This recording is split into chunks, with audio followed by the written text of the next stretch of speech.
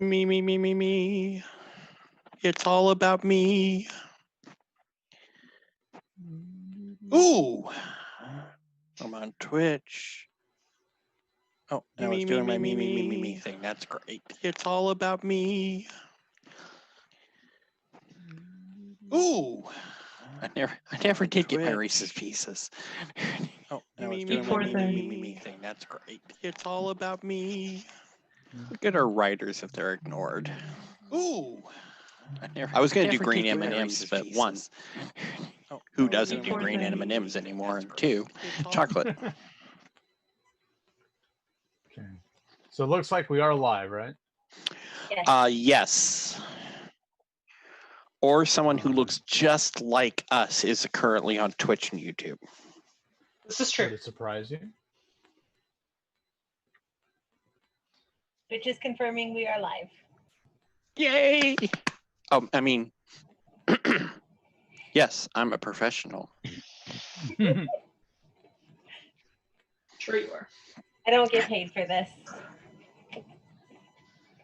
I am not professional. Enough, right? I get paid in adoration.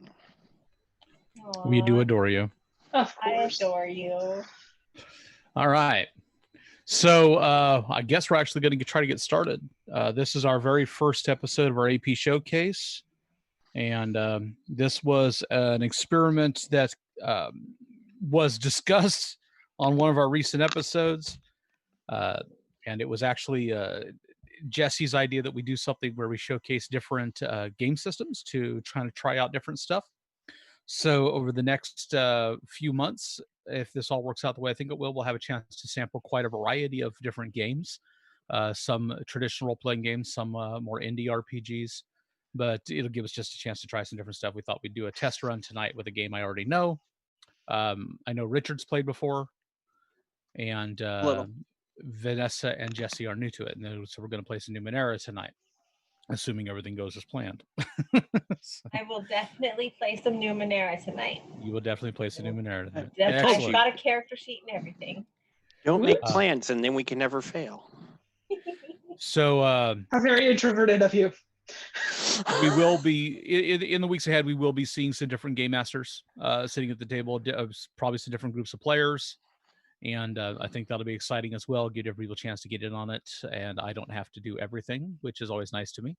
So we are recording these so that we can upload them for AP. I don't expect these to be long sessions since we're doing it live on Twitch. So I don't think it'll be too challenging to get them uploaded on a semi-regular schedule as well. So if you don't get a chance to enjoy it on video, or if you don't like to watch it on YouTube or whatever and want to listen to it, weirdo, it'll be available there too. So we'll do that. So how's everybody feeling this evening? Feeling good. I am still existing. Yay. That's as much as can be asked for nowadays, right? We're probably going to be, there's some challenges here because some of this was kind of, I don't want to say last minute setup, but there's been a lot of figuring out how to handle things along the way. Ken is in the background, kind of monitoring the tech. He wasn't able to really commit to gaming with us this evening, but he is kind of setting everything up for us. Ken, you can say hi if you like. I'm sure they can hear you at least. He's like, leave me out of it. Is that the voice of God? What? Yeah, it sure is tonight. Disembodied voice. So if we have any technical foibles, you could definitely log into the chat and let us know while we're doing this. And I know he's going to keep an eye on that. I imagine more than one of us is going to be kind of keeping half an eye on that. I doubt I'll be able to keep by an name. eye on that. So Ken is select striker 2 in the chat. So I'm going to try not to do a whole bunch of like this while I'm running this game, but I'm using 4 different computer screens and I didn't set them up in the most successful way possible. So. Oh. All right. Everybody ready? Yeah. Yes. Yes. Vanessa, you have a long lost twin. Apparently. I like it. I can dig it. No. Let me know if I'm being noisy. I've not been feeling well today, and I am drinking tea to try to relax myself. Next week when we do our Patreon game, Becky is going to tell you that the advertising you guys have been doing for Assam Teas has worked. She made an order. Nice. I was going to say, that's what I was going to say. This is the Peppermint Willamette by somteas.shop. Somteas.shop. I do like the peppermint. Before this, I had the spiced ginger and chamomile. Which is one of my favorites because I made it myself. Yeah. That is specialty blend. amazing. If you ever stop making tea, Eric, I will still hunt you down to have you make that for me. I do like that. I do like that recipe. So, yeah. Okay. So, Numenera. If you are not familiar with Numenera, I understand. It's not necessarily on everybody's map if you're a D&D player, but and I'm not sure have you guys even heard of it before I brought it up last week? No. Yes, she's shaking her head. I had heard the name, but I didn't know what it was. So I'm not gonna kind of dwell on too many of the details about it. I do encourage you, if you hear the session tonight and you're curious about it, definitely check it out. She's asking about Assam Teas on the chat, or he, she, whoever. She I imagine since you're twins. Kiha. So I might throw a link up there. So the basic premise, though, is that Numenera takes place in a setting called the Ninth World.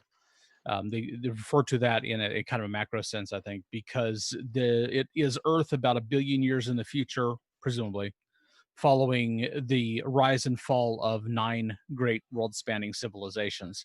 Presumably, we're either the first or second of them right now. So that's kind of where it's at. The world is not specifically, it's not a very sci-fi game necessarily. It's not particularly a fantasy game, although it has a lot of kind of the trappings, because even though all that technology is still laying fallow out there, most of the people of this world do not understand it. And so it's just kind of part of the landscape. It's a curiosity to be engaged. Sometimes it can be dangerous. Sometimes it can be wondrous. And it's so prolific that it isn't uncommon for people that wander and explore the realm to come up with all kinds of interesting devices and stuff, which often have about enough power to do one thing and then kind of move on. It's one of the conceits of the game that characters should get their hands on various such Numenera, as they're called, throughout the course of play. And because of the radiation or whatever involved in the handling these, characters are only capable of handling so many at once. As starting characters, that's 2 for most characters. I think in this group, the 3 of you are playing, none of you are playing a nano, right? There are 3 basic types. Correct. Glaives, jacks, and nanos. And nanos are the ones that kind of really focus on Numenera. And learning more about them and trying to manipulate them. But the glaive is more of your action type character. Is that the Richard? Yep, I'm doing the glaive this time. And the jacks are a little more skill based. Obviously, all excellent capable of combat, whatever it is you need to do in the game. But in this particular session, this particular scenario, which I call the Veil of Songs, you will be doing a bit of, you may run into some combat situations. You may be able to avoid them. It's kind of up to how you guys decide to handle things. I think from what Jessie said about her character, she definitely won't want to avoid them. The principal focus of the game is a manhunt, is a bounty, or however you want to look at it, and there will be some investigative elements and such. But it's all kind of on you guys. My principal interest, as with any game, if you ever listen to the show, you probably already know, is in the narrative, the storytelling that goes around, that wraps around the rules and the world and everything that goes with it. So that's kind of where we'll focus everything and kind of work on it from there. So let's go ahead and talk about the characters a little bit in as much as you can. There's a lot of art online. I don't know if I have a good way of, if I share the screen, it won't show up because it's all video through the Twitch. So I definitely encourage you to do a search if you're curious about the setting, because there's a lot of great artwork out there, and it definitely paints a picture of something like you've never seen. And I've got some kind of flavor artwork here on the Roll20 splash page for you guys, but in a part of a map, as you may notice. that kind of highlights the area we're going to be in. Although, the area we're going to be in is a very, very, very small part of that map. So, I don't want to get all the way down because there's nothing there. I was like, okay. But this will begin in the city of Stirthal, which is set on the edge of the Wild Chasm, which is a massive kind of slice into the earth. Reputedly might have been caused by some planet-breaking weapon, some alien civilization or something. Nobody knows how deep it goes. Parts of it towards the west end are a little shallower and have been plumbed to a mile or so depth. There are other parts that they've discovered are 10 miles or more. There's some parts that have never been explored. So, but it's obviously a very long chasm. It goes all the way up into the mountains. You won't be ranging that far. So, Stirthal is actually a pretty massive city, as these things go. About 100,000 souls. It's on the southern edge of Malavich. It is kind of right there at the border of the chasm, kind of borders Malavich and the Python Empire to the south. A lot of dubious dealings, like much of the Steadfast is a group of nations that don't necessarily get along and have a lot of disputes and a lot of conflict. But in the end, Stirthal is not the capital. It is definitely the biggest city in the area, one of the biggest in the Steadfast, actually. And it is pretty much the home of everybody important in the area. So, why live in the capital when you can live in the big town on the edge of a cliff? I don't get that.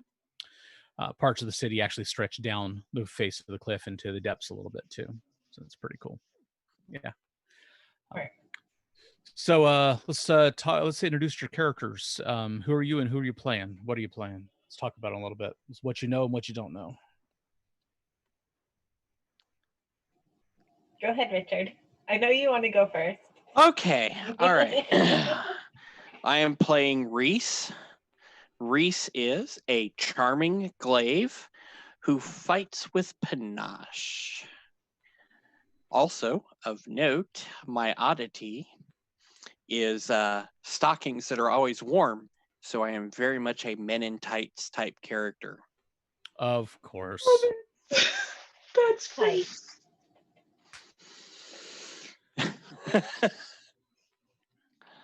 What color are they? Are they blue? Green. Definitely green. They have to be green. Can I go? If I stand in front of the green screen, my legs disappear. That's the movie. Where is your green screen? We usually have. Yeah, we had technical difficulties. Technical difficulties with the green screen? Yeah, I'm lazy. That's a technical difficulty. Fair enough. I haven't been feeling well. I don't want to climb back up there right now. Fair enough. All right. I am playing Soda. She is a graceful jack who carries a quiver. She kills people what need killing. She doesn't have much more philosophy than that in life. Did you say he or she? She.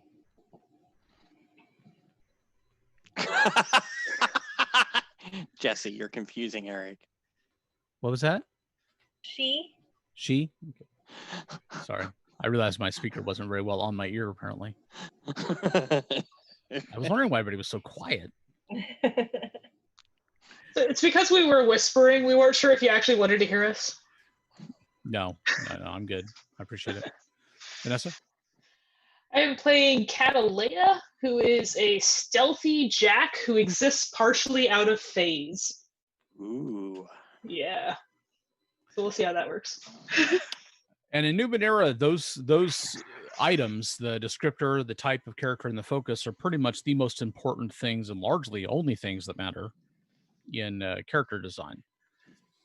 So, I mean, we'll explore other aspects of obviously engaging the character as we go. We have a number of things on the character sheet, but the most important thing to me is going to be down at the very bottom where you have the roll versus difficulty. Anytime I ask you guys to make a roll, you'll be using that little chart. What I mean by using is there's a number, you'll just click on the number for the difficulty and it will make the die roll for you. You'll tell us what difficulty to roll then? I'll tell you what the difficulty is and you just make the roll. In most cases, the way the difficulties in this work, and they to give you a little, just a very, very brief primer on the math, because it's not really that important for the way we're handling this. But basically, if you're playing Numenera, the only die you use is a D20. And difficulties are estimated by taking the difficulty range between 1 and 10 and multiplying it by 3 to get your target number. Now, a little bit of quick math will show you right there that anything above, say, a difficulty 6 isn't possible on a D20. So the reason that's relevant is because you can use your abilities, some of your talents or skills, effort that you can apply in situations where you want to expend it to bring the difficulty down, and that to make it easier. Now, anything that is brought all the way to a difficulty 0 is obviously automatic. There's no roll needed, something you can do without a problem. Anything, consequentially, if you think about it, anything that would be like at a difficulty 2, most of the time you're going to be able to do it without a problem.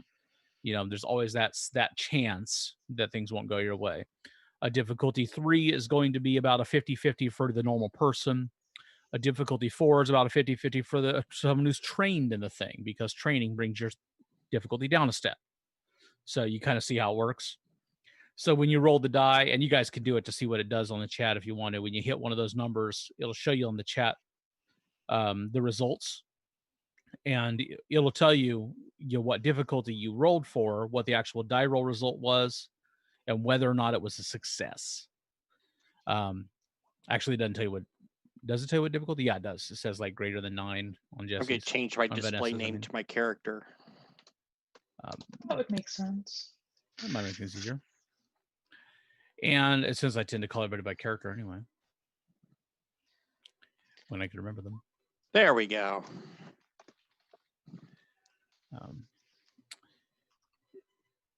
Okay. I didn't succeed that time, but at least now it says my name. Yay. So that's really all there is to it. Your basic stats in the game, might, speed, intellect, pretty self-explanatory. Instead of being a static statistic that gives you modifiers to stuff, they are a pool. You'll notice that each one has a pool, like the first number and the second number. The second number is obviously the total maximum for the pool. First number is when you use it, it goes down. You can expend points from a pool to apply effort to a check. I mean, we'll kind of discuss it a little more when we get to them. I think probably the easiest thing. And if your pools start to drop really low, it also represents you wearing down. When you take damage in this game, they come out of your pools. Most physical damage, for example, comes from your might pool. But there are things that can do speed damage and intellect damage, of course. That's terrifying. My might is the lowest. Well, it takes a little bit to get chunked down there. And I mean, obviously, for what your character's abilities are, it can be useful to have something higher in another skill. So that's fair enough. There's I guess there's some special abilities on your sheet that I don't think you necessarily need to know anything specific about. I'm just looking at Sota as an example here. The Archer ability undoubtedly gives you... Did you put skills on here, Rich? I know you built these characters. Yeah, the skills are up on the upper right. But the Archer ability was one that you spend one of your points. It says which one you spend. Probably a speed. Oh, either one. Okay, great. Yeah. And then for spending that point, you increase your damage by 3, which, looking at your pools being close to 10 to 14, that's a lot. Yeah, it is. That is. It so also is a plus 3 damage is also hefty. You'll notice the damages are static. Like I said, you don't roll any dice, but a d20. So, like in your case, for example, your bow does 4 damage when you hit. Mm-hmm. So adding 3 on that is pretty significant. It almost doubles that. That'll blow right through some armor. Not a bad thing. And then you have your ciphers, which I believe are on here somewhere. I'm just missing them. Middle column, lower. Yeah. Okay, thank you. Yeah, and he went ahead and copied the information here all the way. It should explain everything, what it does pretty easily. The level thing doesn't matter to you guys. Nope. If it did matter in a situation, we could roll it real quick. But mostly there's a description of what it is and does right there. That's pretty straightforward. Wow, hers are kind of similar, aren't they? Yep. They're the same thing. One's attack and one's defense, but they're pretty wild. And if she activates them both for a whole day, she's going to be wicked hard to follow. Well, this session will probably take place in one whole day. I know. I'm like, I'll just go ahead and activate my 28-hour thing now. A day is 28 hours, right? Yeah. I was going to say everything is 28 hours. I'm like, it's because a day is 28 hours. Yeah. So that's all the important stuff as far as looking at the sheets, I think. Any questions on any of that? Your attacks over here. What is the flex skill? The all jacks have flex skills, and it is a skill. Right. At the beginning of each day, a jack can say, hey, this skill, this is what I want today. And they can use that skill as if they're trained in it that day. And then they forget about it and they go on and do something else because jacks are very flexible like that. And again, being trained in something, it automatically brings the difficulty down one step. And you'll notice when you look at some of these that they're pretty interpretive. When you're trained in balancing careful movement, any situation in which you would argue that applies, it would apply. And we can hash that out between us if there's anything questionable about it. But I tend to err on the side of like, yeah, let's make that more successful because that's more fun. Oh, yeah, Eric. We'd asked, or someone had asked earlier about any one non-attack defense task of my choosing. Would I be able to use ventriloquism for that? Ventriloquism. Or something to that effect. I mean, because there's no set list of skills in the game, you can kind of come up with anything you want. I mean, that'd be fine if you want to go there. I want to say it'd be nice if we're part of a bigger set of things. I was thinking ventriloquism and mimicry. Although on the other hand, if you take that ventriloquism and mash it up with the fact that she already gets trained bonus with things that are deceptive. Oh, interesting. Because of that stealthiness. I have no issue with it though. If you want to play with that, that could be fun. Why don't you go ahead and put it in, and then if we come up with a way to expand on it during the game, we can.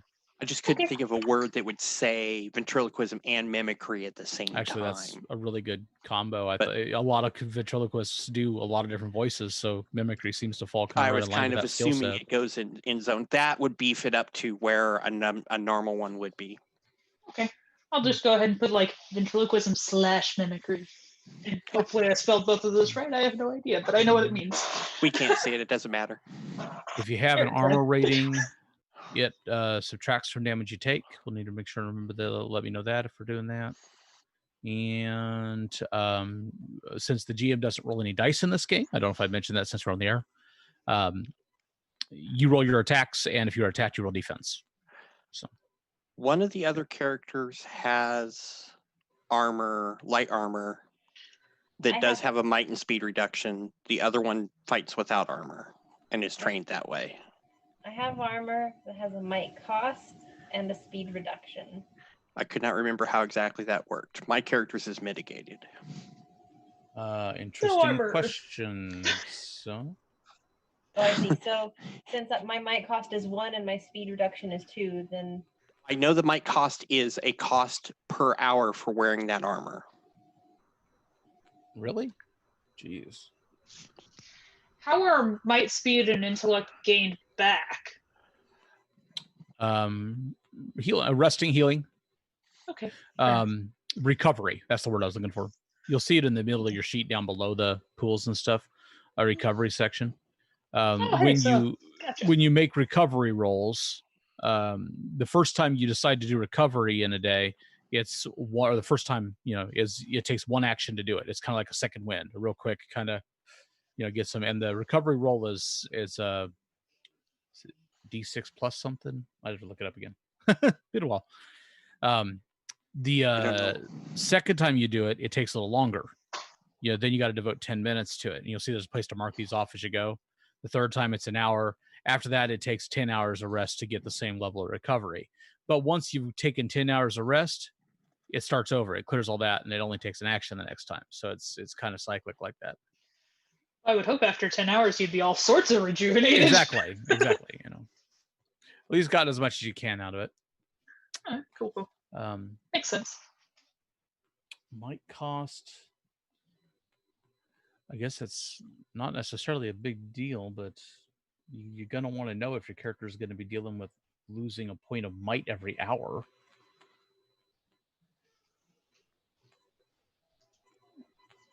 So I should have looked at it. I'm sorry.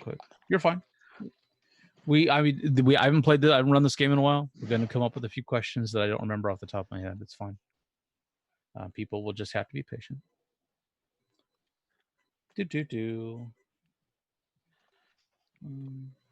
Might cost per hour. Glaives and Jax have abilities that reduce costs and penalties of wearing armor, but she doesn't, right? I don't think so. Well, I didn't see it. I'm a Jack. I know that. I'm just saying, when I wrote down my sheet, it said I get a 1 adjustment to might and a 2 adjustment to speed, which mitigated light armor. And the Jack didn't have anything like that? I didn't see something specific. Maybe I should have taken something. I don't know. I didn't see an option to take something. Let's see, first tier Jack, effort is 1, Jack of all trades, cipher use, practice with immune weapons, skills, flex skill, tricks of the trade.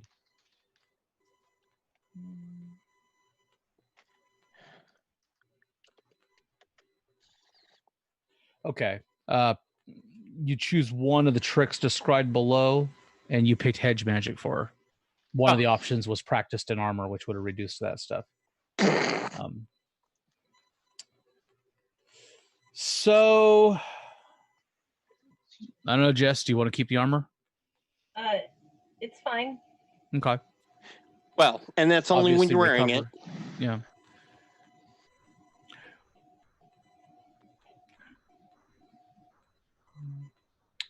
So you can make the decision. What kind of armor is that? Light armor. Light armor. I didn't write anything other than light armor. I'm going to page 92 to look right now. Okay. You can make the decision at a given time if you're going to not be wearing it, but right now it's equipped on your sheets. How do I unequip it? I mean, depending on the story, maybe I don't have to have it on right now. You don't. If she's not wearing it, is she just carrying it around at that point? I like the way Rich was like, you don't. He doesn't know. I'm about to start in the middle of a combat. No. Maybe. I don't know. I don't know what's going on. Okay. Well, maybe we'll touch on the opening then, and then you can decide.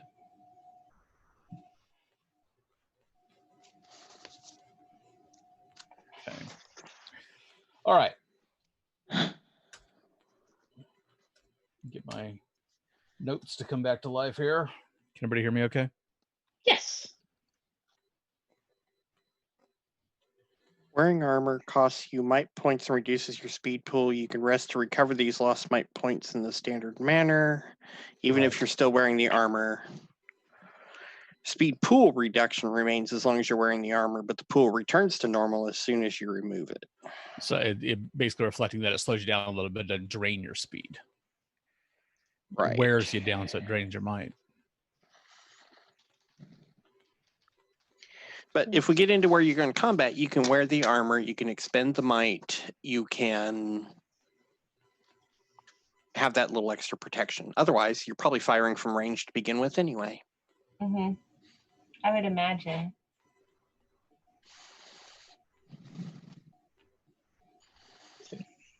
Okay. All right. So in the Veil of Songs, your characters, for presumably, I know we discussed some of this in background, different reasons, are engaged in this particular bounty. A criminal, a terrorist by the name of Crace, has had a rather large bounty put on his head, literally his head and heart, by the governor of Stirthal, who is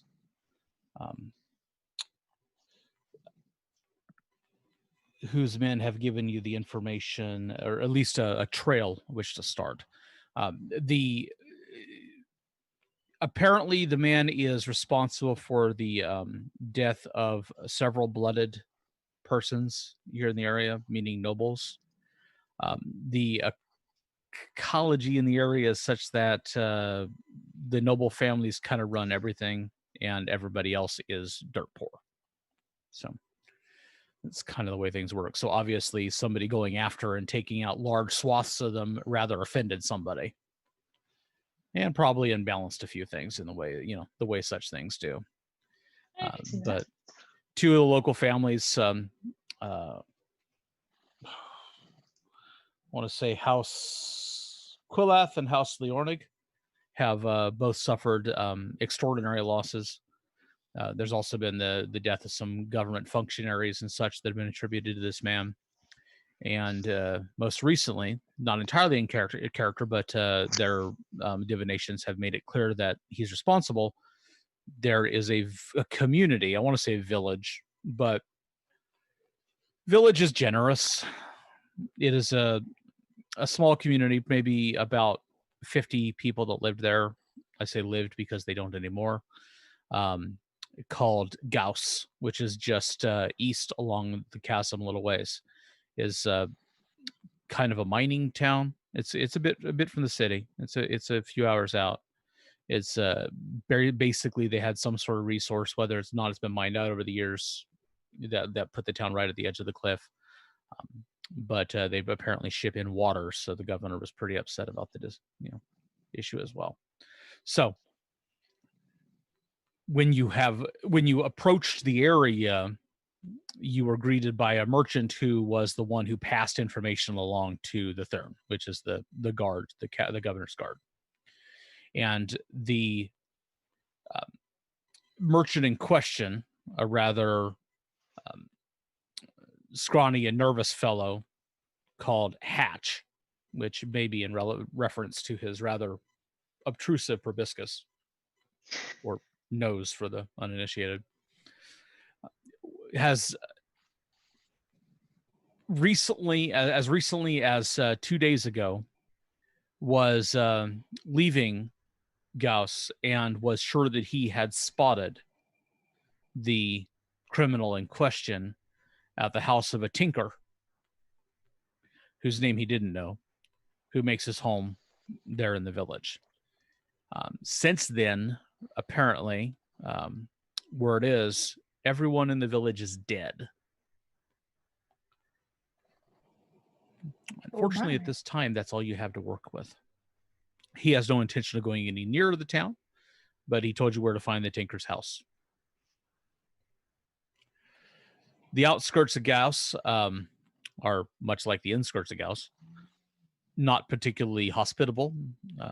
Cracked, dry, dirt kind of paths winding between the structures.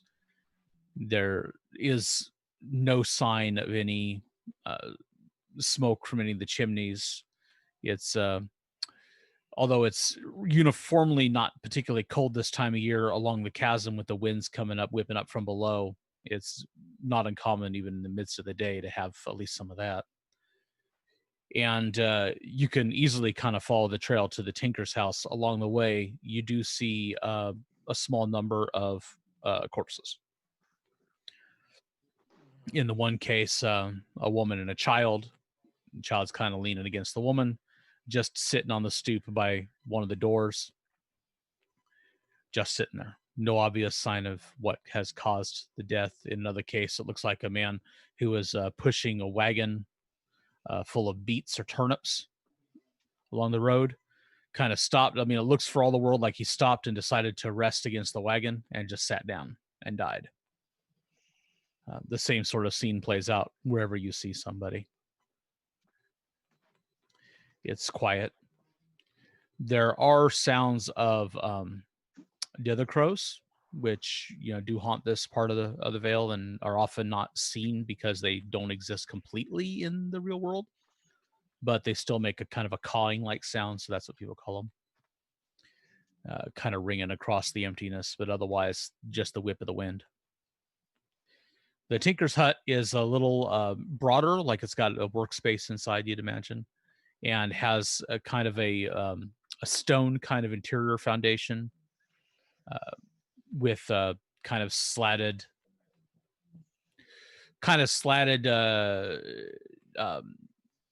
chip rock kind of building out from there in various configurations that probably had a purpose, but looks very much like they were patched together over time to add space where and when whoever needed it.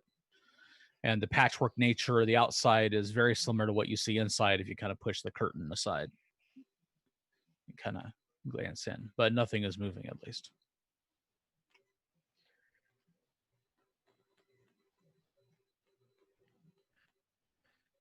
I just have to throw it out there, but that description of people like seemingly dying on their everyday tasks is almost more terrifying than them getting stabbed.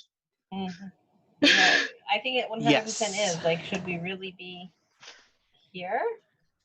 Well, whatever it is probably happened and is done. I think. I would hope so. Happen? There's definitely a pall, just kind of a palpable, discernible kind of to it, you know. It's just frustrating because there's not a lot of people around here to see my brilliance. Well, maybe you can find someone in the Tinker's Hut to see your brilliance. So go on in. I hope we find somebody. Or at least a clue. We're looking to find our mark, so. Curiosity, us looking around, does like the nature seem okay? Like the trees are still green and verdant, grass still good, just people I was dead? wondering if the beets looked like they were a little deader, but I guess beets look dead to begin with. So a lot of the grasses along the chasm don't really grow very well anyway. They turn kind of brown and stay that way. Okay. Which you're used to kind of watching for that because some patches of them actually get kind of razory and dangerous to walk through. You can't tell until you're in the middle of it. Oh, goody. Yeah. But you guys being familiar to the area have a pretty good idea how to watch for that kind of stuff. I'm okay until the grass starts actually attacking. Trees are kind of a pipe dream out here. So there's some scraggly kind of bushes that may have been something, but on closer inspection, they look artificial. Okay. They appear to be made of dark glass. Right. Go on in, brilliant. I will go ahead and we'll wait out here. I'll follow this you. Reese. I've got my armor and my charm. As long as I have my spile, I'm never truly naked. And yeah, we'll go with that. I am going to carefully try to open the door. All right. John says, "Burn the bushes. Always burn the bushes." As you kind of move the curtain aside and kind of step inside, the hut has a very kind of claustrophobic feel. Not only from the patchwork nature of its construction, which have walls jutting in at weird angles everywhere, but also things kind of hanging everywhere and, benches that have all kinds of gizmos and who knows what, packing the joint. There is one person in the room, very obviously. There's a rather long sort of work table that is probably the only place in the room you would call clean, in as much as it's got one of those kind of static cloths along the top of it that keep kind of dirt well away from it, almost by magic. And the tinker, you would assume, is sitting there hunched over something under his forehead, like he kind of laid his head down on it on the spot and kind of never moved again. Well, There's what shape is the something? Are you following? I'm definitely advancing to go investigate what he was last working on. Well, I mean, how big is it? It's probably maybe, I don't know, a foot across, kind of, yeah. I mean, kind of round-ish, kind of oblong. It's got.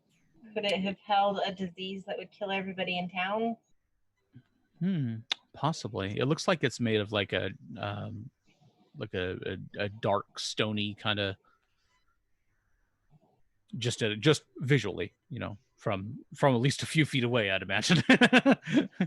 kind of very smooth surface that has maybe the glimmer of light or something inside it. Can't really tell. You go ahead and check that out. I'm gonna look for any signs of Crace having stayed here. Is that his name? Crace? Yep. Sure, that's his name.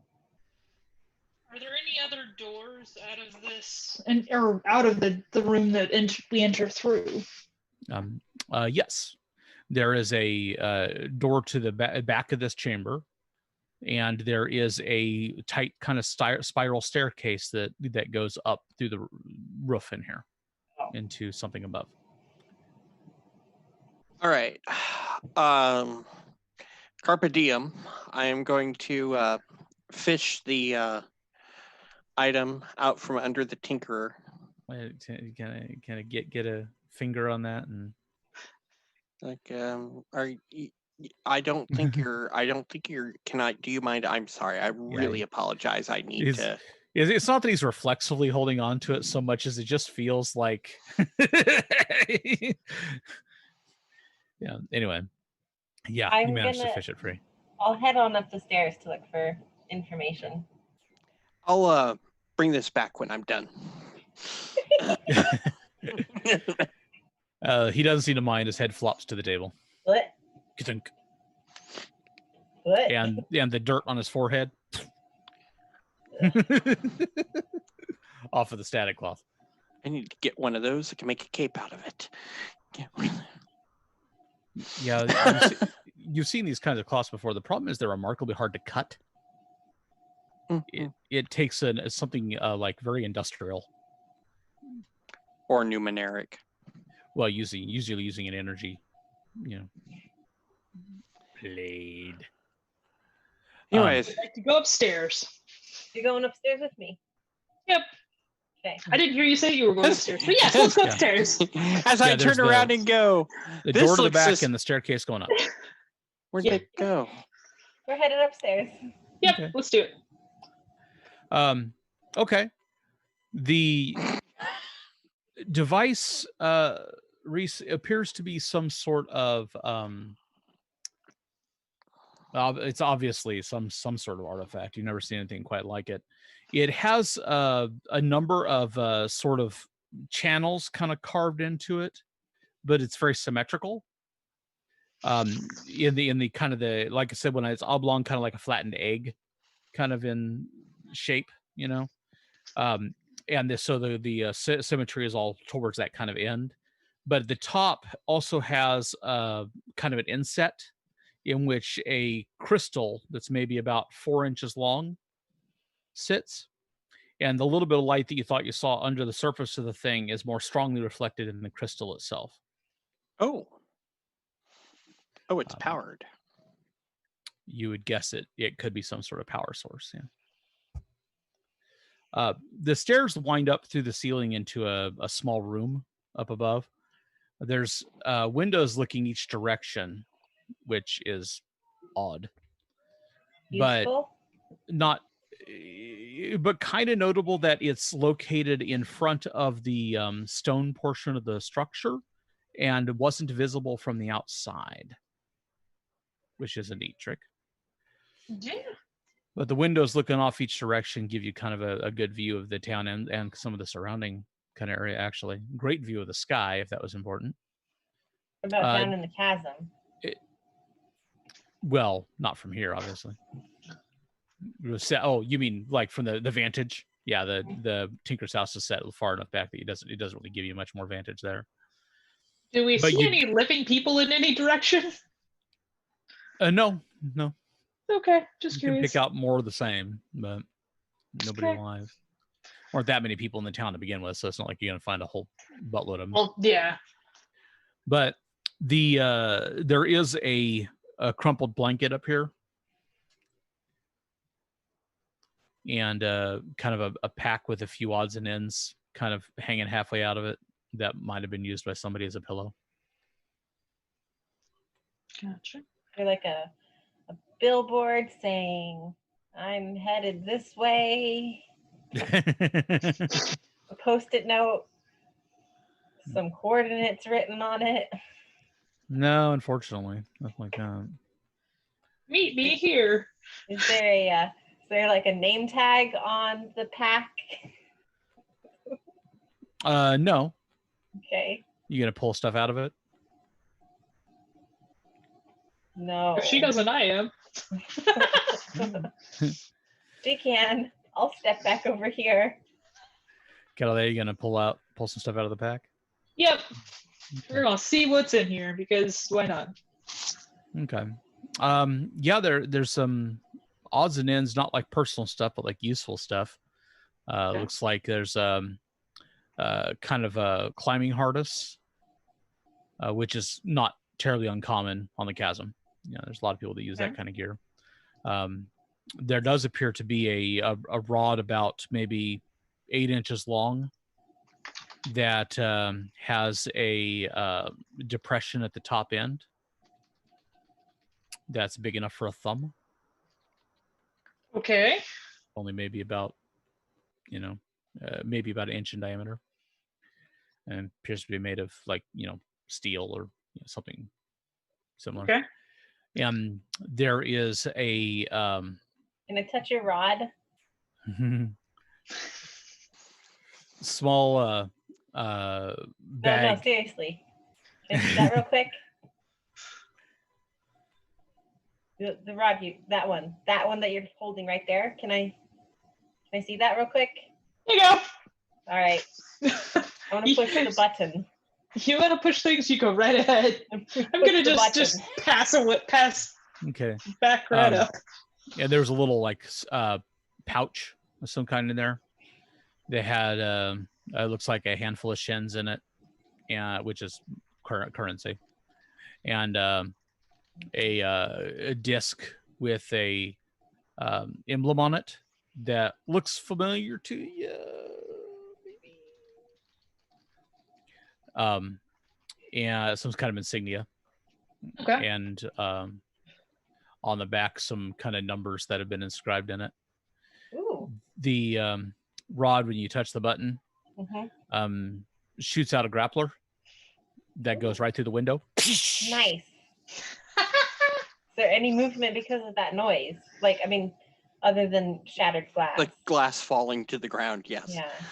No. And me coming up the stairs. Can I retract the grappler somehow? Yeah. It looks like the button doesn't do it on its own. It tries to do something when you hit it, but if you help it along. Okay. I put it back together as well as I can, and I hand it back to you. Here you go. It's like a window that's going out on a car. You can help push it up while it's going up. Yeah. Basically, here, you can have this back. Did you find anything else interesting? My wife just threw me a whole package full of underwear. Nice. That's still not Reese's Pieces. Still not Reese's Pieces. It's true. It's true. Did you find anything else interesting? I don't want Reese's Pieces. I'm on keto. That was Jessie. Take him to her. Sorry. What's that? Nothing else up here, I don't think. No, not her. Not you, her. I'm talking. Apologize. Sota is Role playing. talking. Jesus. GM, get out of it. Fine. Rude. Got some money. Got this neat little disc thing that has numbers on it. Numbers. Yeah. What do these numbers mean? Your guess is as good as mine. Are you guys up here keeping a low profile because smashing glass? Nothing else in town. I don't think anybody would notice. It's not like we saw this part of the building on the outside, so we're probably hidden right now. It's fine. I go look out the window. Well, there's an open window. Well, if the dead bodies notice and start coming towards us, it was Soda's fault.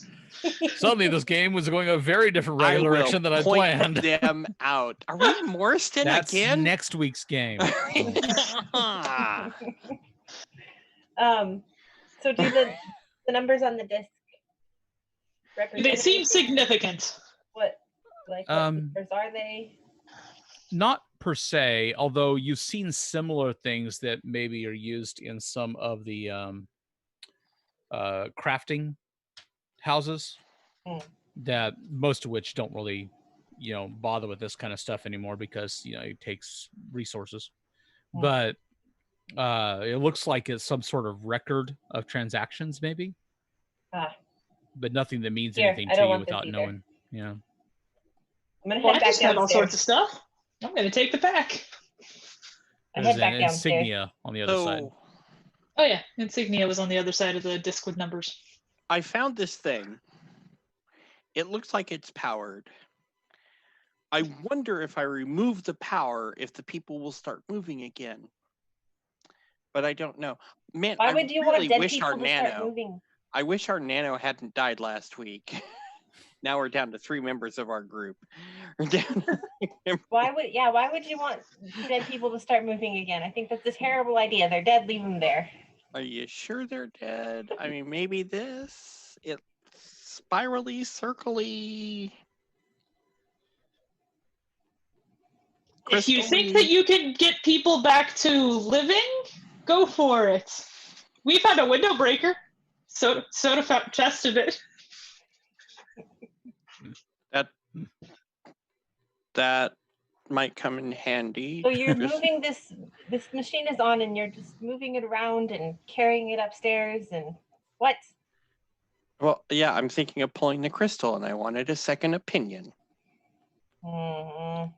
Windows starting to reform. What? What? Like little like kind of like the way crystal grows, only stupid fast. It's starting to reform a window. So we have living windows? I step away from the window. Is that a normal thing before I get to reactions? It is. You have no control. Windows will always reinstall itself. It's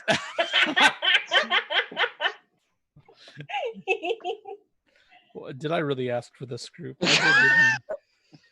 Yeah, you brought this on yourself. This is really old magic.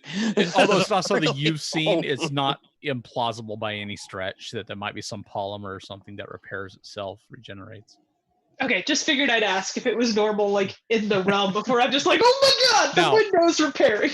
It doesn't mean that you would expect somebody in a town like this to have the money to have those kinds of things installed, but it's also impossible to say how old the structure is. Tinkerer gets his hand on a lot of interesting things. I'm sure he dug it up or something. Okay, we'll pull the crystal out, but I want to go see if we can find where this Krace guy is. Okay. I try to pull the crystal out. Doesn't come out. Turn it? No. Doesn't have any Push play. it. Hey, can I see that? Can I hold your rod again?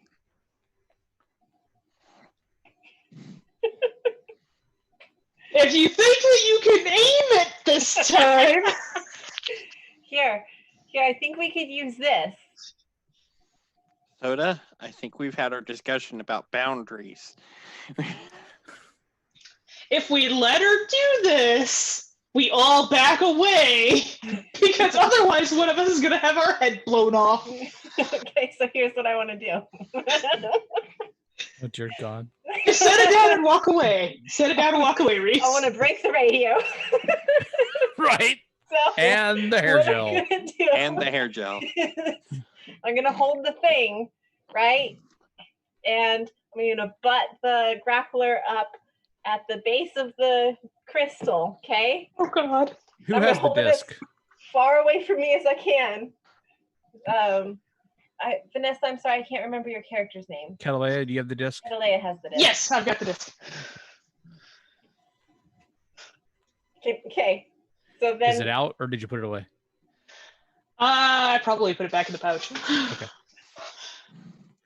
Okay. And then took the pouch. So I'm going to push the button to try to force the thing out.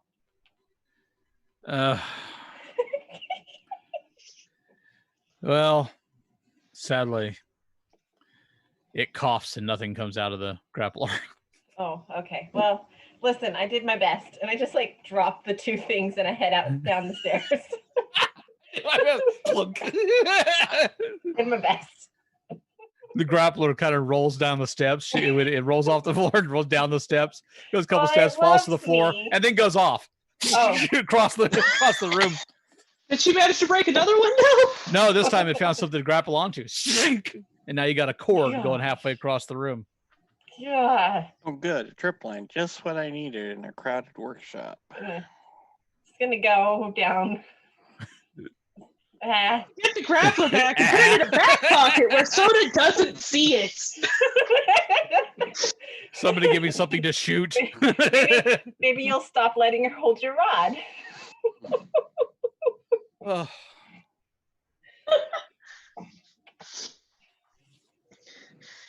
Anyways, I'm Every gonna go time ahead she and holds show your Reese rods, the we have stuff no too. idea when it's going to go off. It goes off when I finish, apparently. Done. It waited until after you were finished, at least. Yeah. There goes our G rating. All right. Nicely done, Rich. I'm not going to go through the back door until they come downstairs. So all I'm doing is going back to that main room. Okay. I will go ahead and get the stuff out of the pouch and show Reese the stuff too. Be like, hey, Yeah. I found a disc with an insignia and numbers and money. Ah, You already saw the Reese, grappling hook. I'm going to put this thing back on the table. Which background did you take? Was it the romance one that you were talking about? Oh, yeah, I'm doing it for love. All right. I You had actually a thing. I really appreciate her. You recognize the symbol. Oh, my. is that? Oh, I don't remember her name. Ella. Oh, about no. It's but it does represent a rather notorious interest in the city. Oh. There's a man creature thing called Quinon. Quinon owns a kind of a foundry, a shop,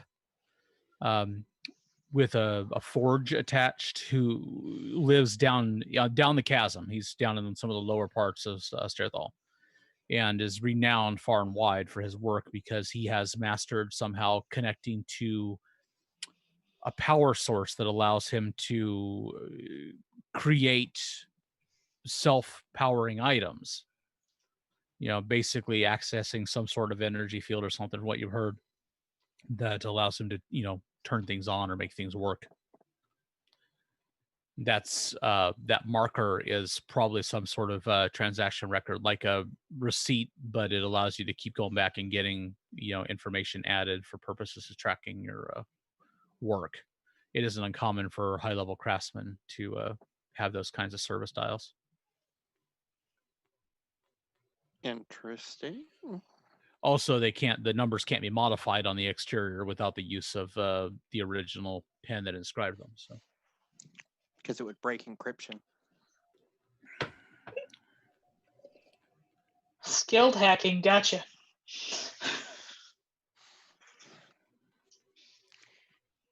Other than that, nothing else there seems particularly remarkable.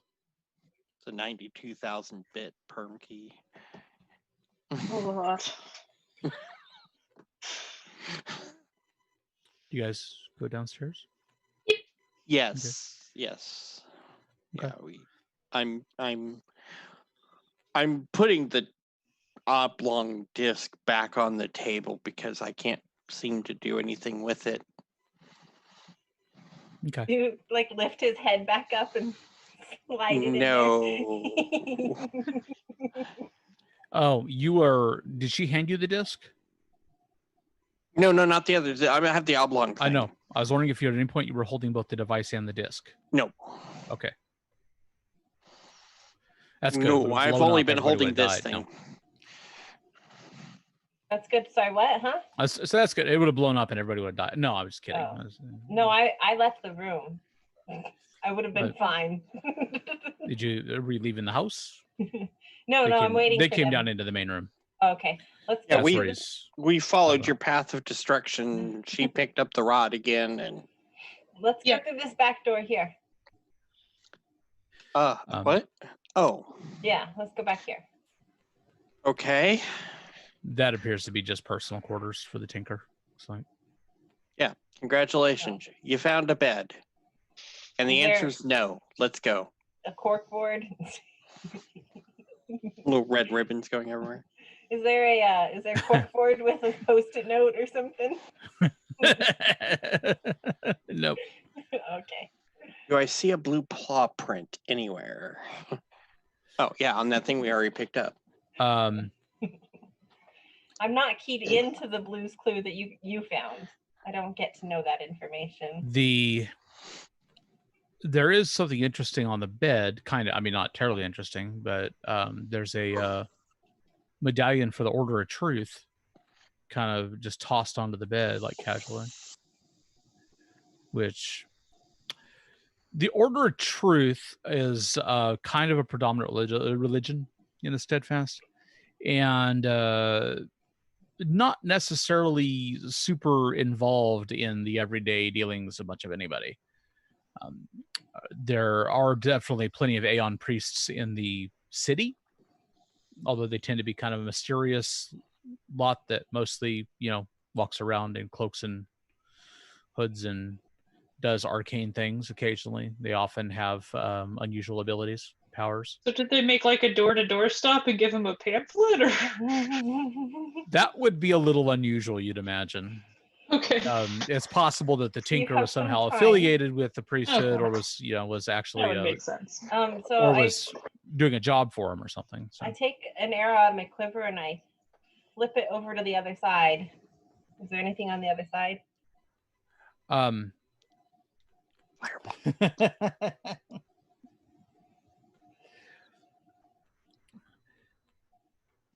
I don't want to touch it. Don't have to. So you don't see anything. Okay, good. There's nothing here, guys. Does anything look like disturbed in any way? Like, does it look like anyone's been written around in any of it? No. Okay. Other than the soda. Other than soda, yeah. Soda looks disturbed. Other than that, no. She's not disturbed. She did her best.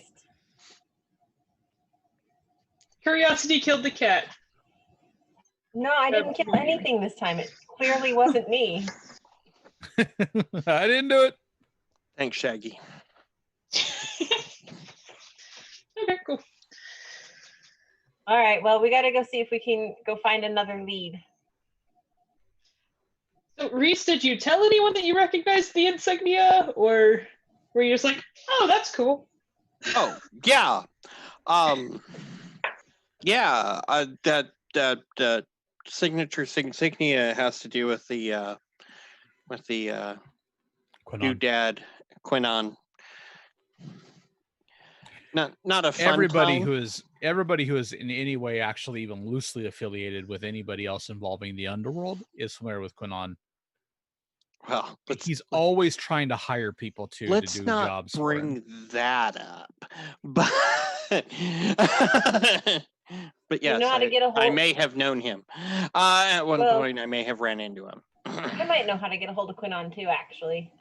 Well, it's actually everybody does. He has a right. The moment I say Quinon, you're like keyed in. Oh, that guy. That guy. Sounds like we found our new lead. Yeah. Whatever. I mean, that's clear back in the city, and like down the chasm a ways. It's not even the fun all we have to part do of is the get city. Soda the grappling hook. We'll get there faster. I don't know if I'd trust it. Although it seems to be holding on pretty good. All right. Oh, I think I was gonna pick it up and get it like retracted. Yeah, Catalea picked it up.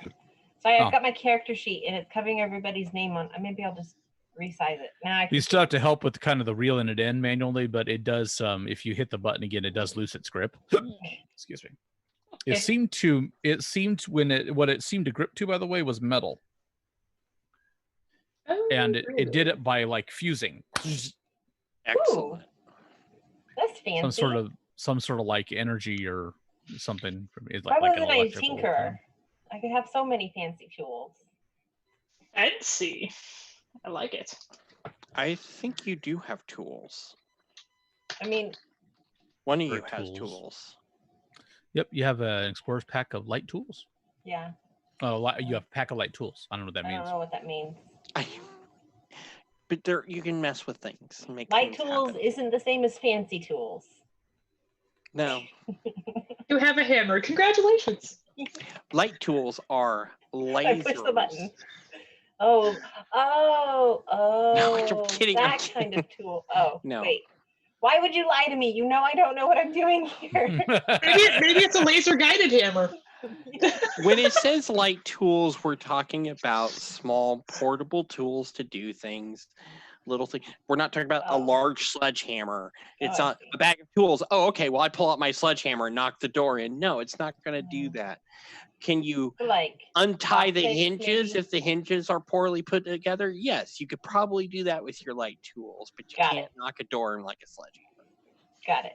I mean, the light tools probably help me be quiet anyway. So, like, sledgehammers aren't really my style. Right. Sometimes they come in handy. Are sledgehammers not your style, though? Like, completely out of the picture? I guess it depends. When it's time to bring the hammer, it's time to bring the hammer. We gotta Oh, find this guy, Lord. you guys. Let's go look for the Hammer is my penis. I knew it was going on.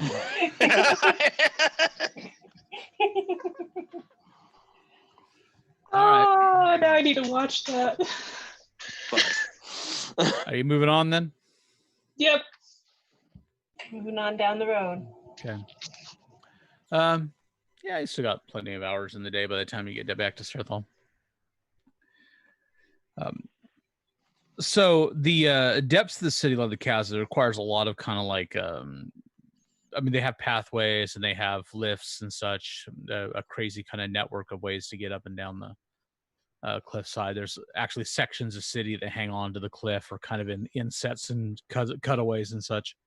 One of the lower areas of this before you start running into, oh, look, there's a whole lot of nothing below us, is the region of kind of roadways surrounding Quinon's shop and some of the similar types of very industrial types of businesses, a lot of which is down here because the winds kind of carry away the fumes and such and don't bother the rest of the town. At least that is ostensibly what it's about. You said there were winds that kind of came up from the chasm? Yeah, they whip around. Yeah. Okay. So, yeah. We don't know if they just come because of the shape of the cavern or if they actually come from down below. We don't question. Oh no, clearly it's because of the machinery running this whole, keeping this whole planet running. Like, come on, any person who's read up That the book isn't as knows. unrealistic as it sounds. Oh, I'm sure. No, I'm full on board with that though. Rich Like, knows. that's what she believes. Reese not so sold on it. Reese not so sold on it. So, Quinon's shop is sizable. He has kind of a vaulted ceiling, so it gives the whole place kind of a dome-like structure. Sections of the exterior wall are some sort of like old kind of transparent metal that Transparent aluminum? allow light in from outside, but don't allow light out. So they look black from the inside. That's cool. But so it looks like you have dark windows that emit plenty of light. It's weird. The interior is littered with various piles of scrap and things in various states of function and dysfunction. The customers, such as they are, or clients or whatnot, are few in number. Most notably, a couple of young, you would guess women by their shape, but they're completely, I mean, their heads and everything are completely wrapped and covered and stuff. They're chatting quietly together over some sort of device over to one side of the room. And then there's an Aeon priest of all things, ironically, speaking quietly with an apprentice on the other side. I'm going to do that really cool bounty hunter thing where I cross my arms and put one leg up against the wall behind me and lean back. All right. Yeah. As long as you don't try for Kinda the grappling hook. Boy, that ruins the coolness completely, doesn't it? I nod. I look at Reese and nod like, go get the information. Something wrong with your neck? No, go. I take the disc out of One the nod is pouch go. and Two kind of nods, push I'm it about at to it. shoot you in the ass.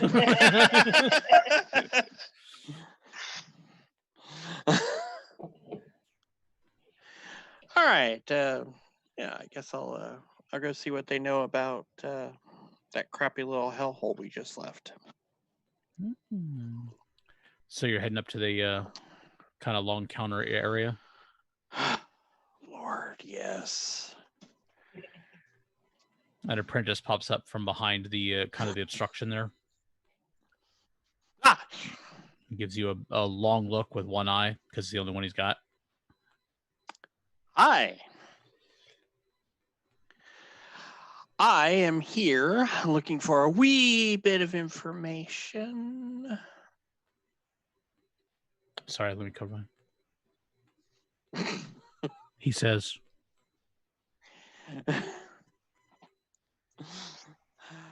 I am just come from a small little hovel of Gravelton.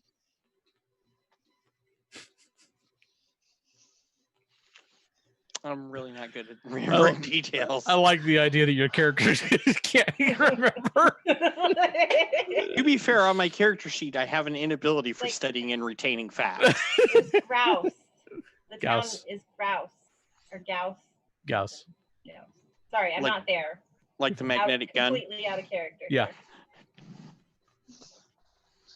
So, Grout. I was in the town of Grout. And Sorry. and we found this receipt. And we were curious if we could find out any information because something amazing has happened there. All of the residents are stone cold dead.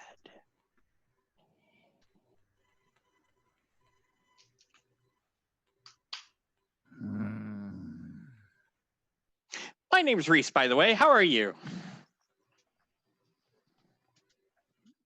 The eye frowns. He hasn't blinked yet. It's really disconcerting. Good to hear. Good to hear. Hope your mother's well.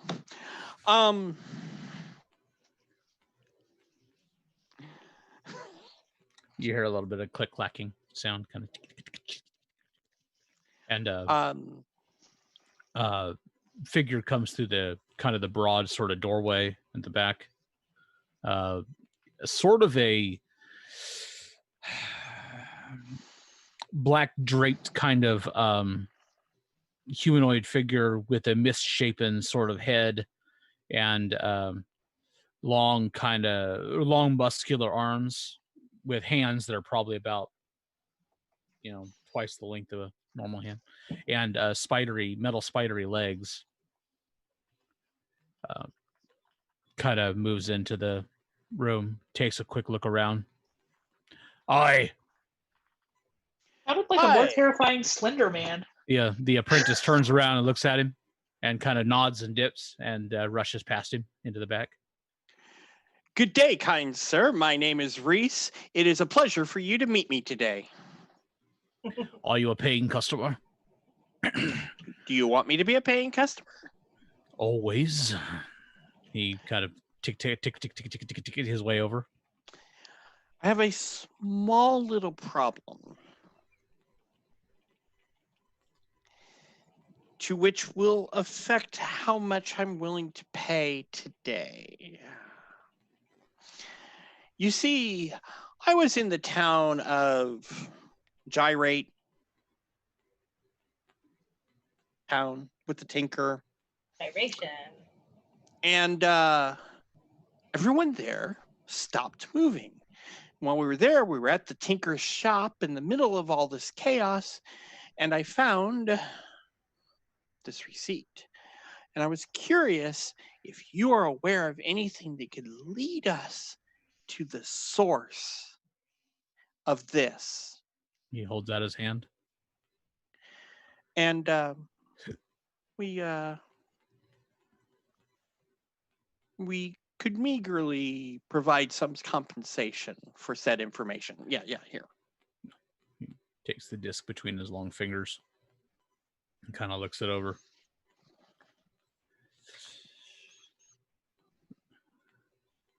It's in code. I need the device. The little football thing with the crystal in it? Whatever device he was paying for service upon. It was a tinker. I have too many tinkers in my trade. I understand they're everywhere. They're so prolific. But anyways, can't live with them. Can't live without them. I'll tell you what. I did not realize we need the item. So if I could return upon the morrow, I sincerely apologize for today. Boy, that was a long trip. He hands you back the disc. Thank you, good sir. I will make recompense upon the morrow.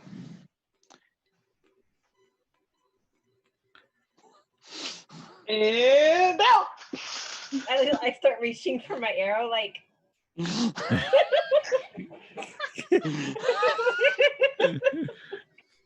I like it.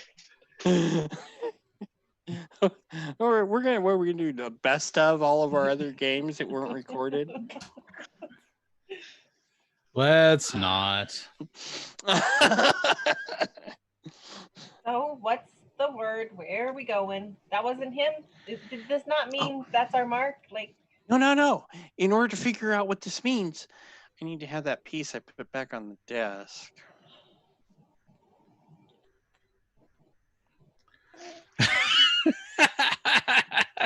So we've got to travel all the way back to Gary.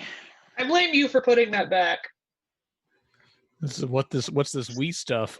hey, do you think her rod could reach it? Like, could we just point it? You're not getting the rod back. You're not getting the rod back. Okay. It's fine. It can't go that far. It's fine.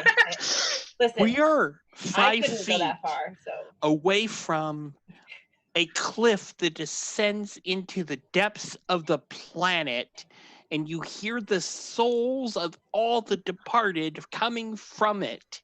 No, that's I have the working no of the desire to machine. launch that rod off here. I mean, I'll launch that rod off anywhere. You don't have to, but it's fine. Let's walk back. We'll just walk back. It's fine. Let's walk back. You should totally launch it here. You might find another window. Maybe it'll grapple to the machine and we can like go down and see the machine. How cool would that be? What machine machine? that runs the one that runs the planet we live on. Okay. Yeah. Great. Anyways, let's go. Time's a walk back. wasting.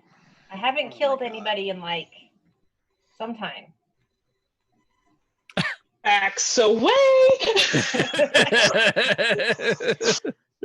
Might phase into the earth just a little bit. As we becomes one with the chasm. Exactly. As we return to Goss, I am going to pay attention to if any of the bodies have moved. I'm not. That would be such an easy and interesting way to freak your shit out, but no.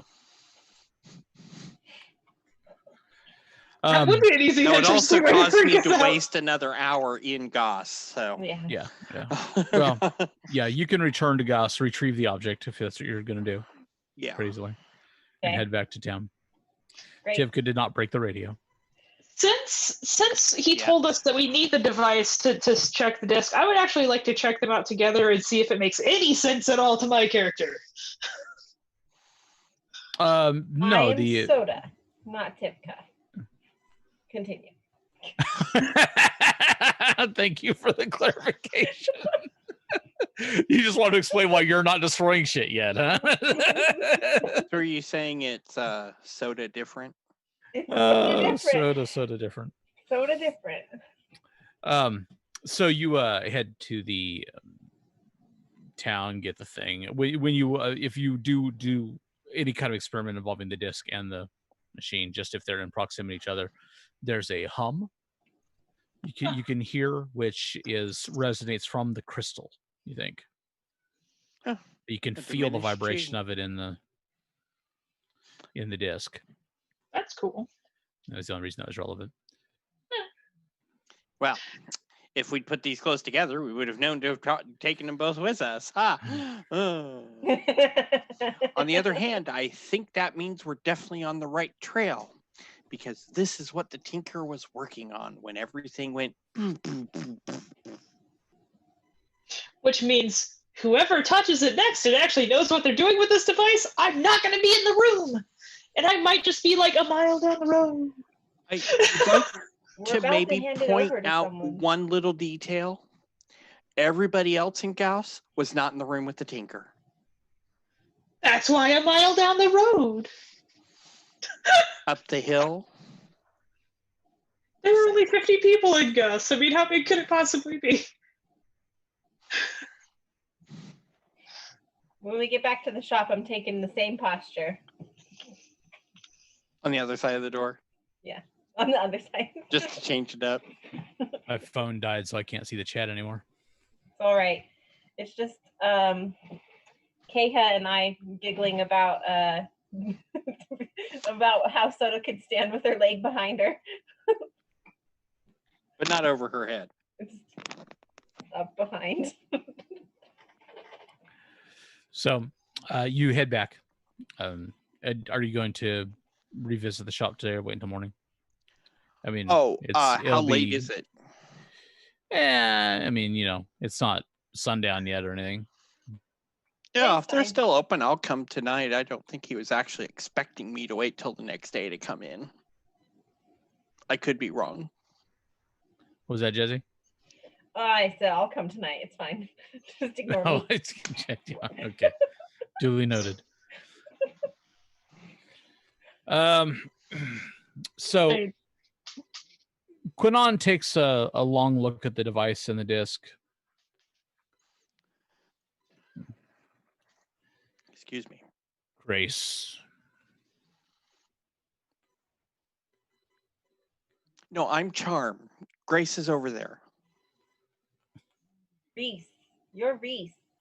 Oh, I'm Reese. As I say, Grace. He'll like phase into the wall. I'm not with him.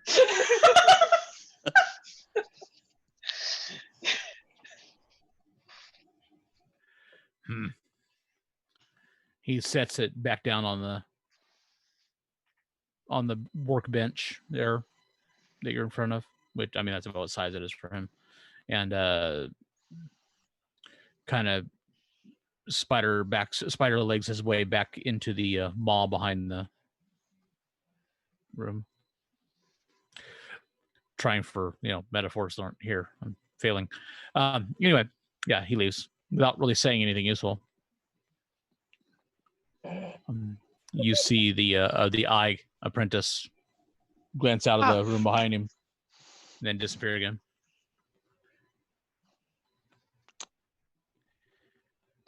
This is why you don't pay first. So you just kind of stand there? I would like to try to stealthily follow him and see what he's doing. Behind the counters and everything? Yep. Well, you are stealthy. I am stealthy. All right. Let's make a stealthy roll. Okay. Let's see. It's going to be a test of some sort. We're going to say because he's got apprentices and because he's got security, features, but you can eyeball those. The difficulty is going to be a 5. Do you have skills that will reduce this? I have skills on all stealthy tasks. You're trained? Yes. That is a good start, obviously. And so that'll drop it to a 4. If you want to try, which would require 12 on the die, just so you know. Mm-hmm. If you want to try and reduce it a little more. Would I be able to use my ventriloquism and mimicry to kind of throw my voice to another side of the shop and just make a loud noise so that people kind of look that direction? A little bit of misdirection. I like that. We could drop their difficulty another spot with that. Aha!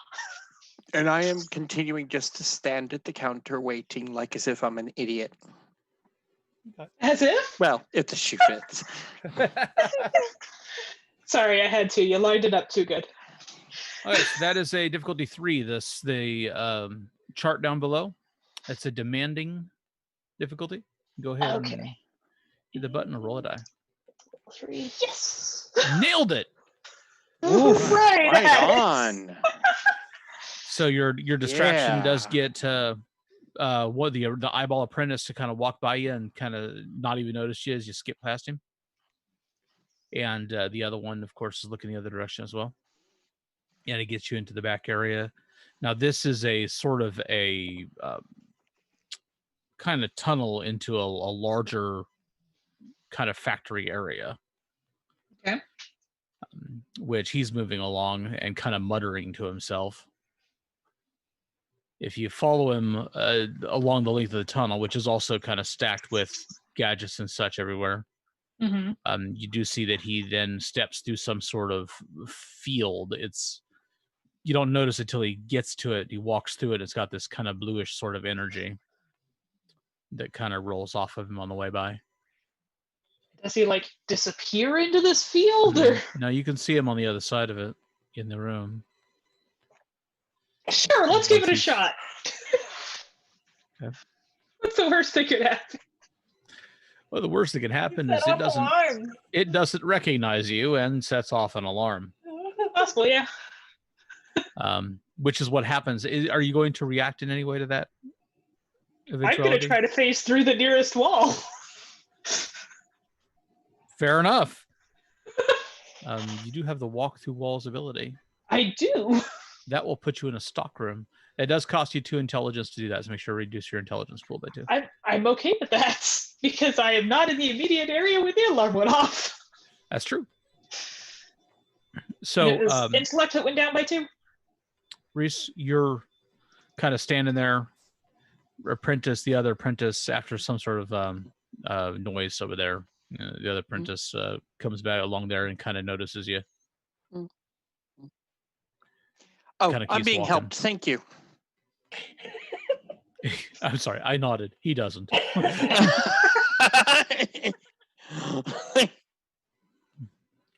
You hear a voice at your right shoulder. May I? May you what? You kind of glance that way. There's the Aeon priest standing there. He's motioning at the device.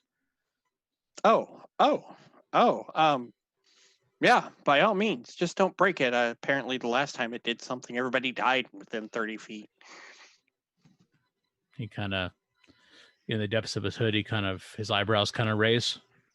Well, I don't know if it was this device. It's just circumstantial. Understood. Okay. He kind of gingerly picks it up. I have never seen its like. He's turning it over each way. But the crystal, and then an alarm goes off in the back. It sounds like this kind of swirly sort of sounder that kind of rings through the whole place like a bell. I don't recognize the tune. I'm not really into modern music, though. Would it be modern or classical? The priest does not react to the alarm. The eyeball apprentice goes lumbering is the right word. I think he it's a really good word. One leg is slightly longer than the other, and he seems to be able to use that somehow to cover more ground than the normal person, rather than being clumsy by it. So is Your he hump kind of is like on the an other Igor side. then? Your hump is little on the bit. other side. What hump? But hump. List of things I need to rewatch just keeps getting longer. You're not helping, Put Richard. the candle back. Okay. The other apprentice comes back to you. The I guess for a moment, imagine you're gonna hide out in the stockroom, Catalina. Yes. Okay. Gonna kind of listen and see if there's any heat in the area and wait for that to kind of disperse. Fair enough. Soda, I don't know if you noticed Catalina disappearing down that passage, but you probably do notice when the alarm goes off that she's nowhere to be seen. But since she can phase through walls, that's hardly. Yeah, that's not. I mean, she did talk about not wanting to be with us earlier, so. We each have our jobs. Yeah, I stand at the door menacingly until we get this information so we can go. And translating things like the thing in front of me that the Aeon Priest is now looking at goes to our Nano who died last week. Yeah, we've kind of screwed our pooch on that one. We need our Nano back. Yeah.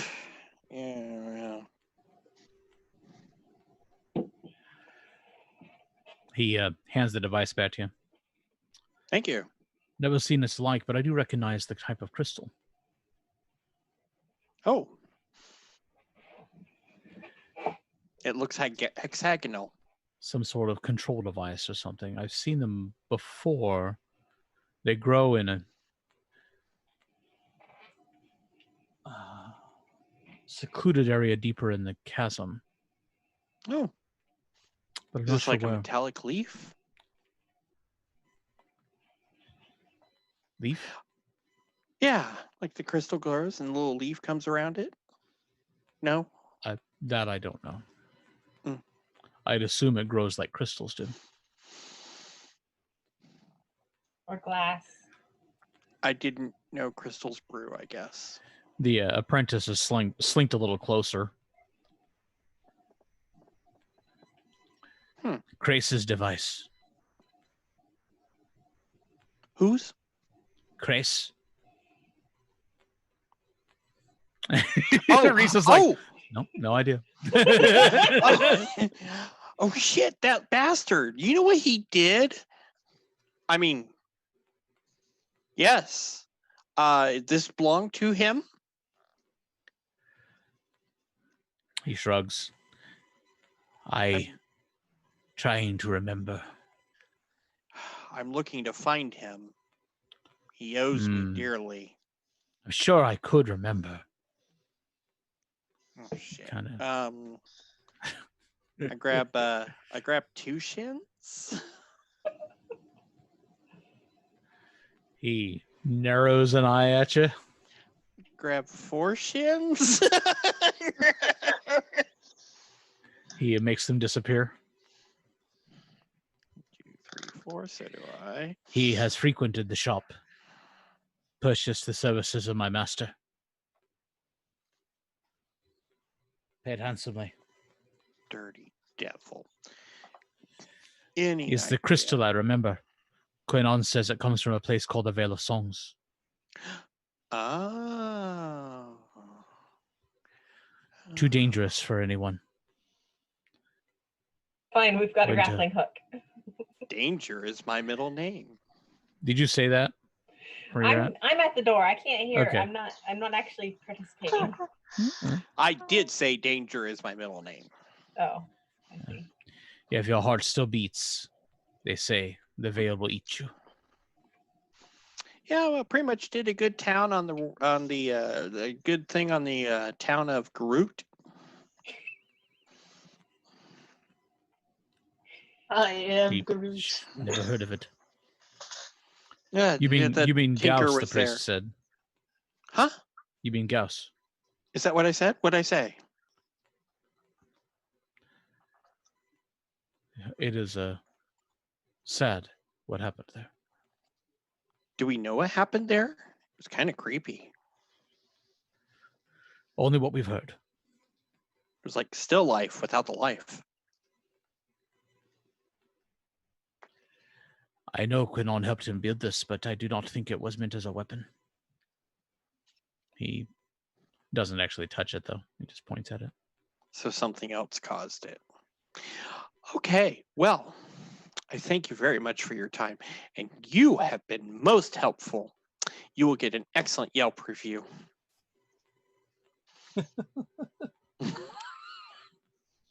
What is that? As you walk out the door, yipe! Yipe, yipe, yipe. You just stand outside the door and shout for like 3 hours about how good this establishment is. I don't think they like that in the underground places, though. Callaway, what are you going to do? Callaway, what are you going to do? Sorry. After I don't hear anything else on the other side of the wall, I'm going to work my way back to the main room that we were in. Okay. Yeah, it's nobody's watching where you come out, so. Okay. Easy to do. That works. I think the coolest thing is that I can pose in any position and be just as charming. Do you have like the dimple in the chin and everything? Oh, yeah. Your compatriots are still here. At least. Is he like checking himself out in the mirror or what? As soon as I see you, I'm going to start heading for the door. I've been kind of trying to keep people's attention. And be It's called distracted. vamping. He's been vamping. Okay. Gotcha. Did the dude ever come back? No. Okay. The dude is here? Just gets better and better. So I kind of lean over to Reese and as inconspicuously as possible. Do you figure out anything? Yes. Are we out the door? Can we, like, are we? Yeah. Yes. Heading out the door. It is time to go. Thank you. You say to nobody because nobody's paying any attention to you at this point.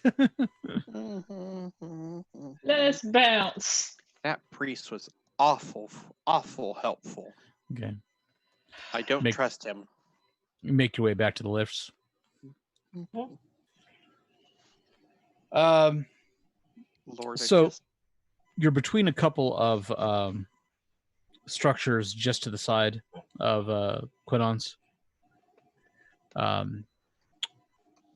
When a figure steps out of the alleyway just ahead.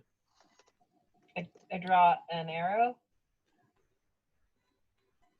And she's cloaked and hooded, but, you know, and obviously armored, and you see weapons on her, but she holds up her hands ahead of her. And she's maybe about, 40, 50 feet away still. Okay. But not in a,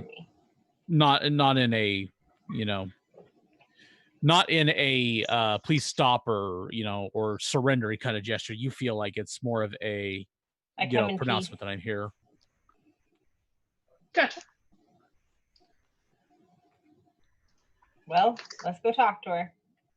I didn't put the arrow away. Okay. You're like walking as holding the arrow? No, I can hold it like down. It doesn't have to be above my head.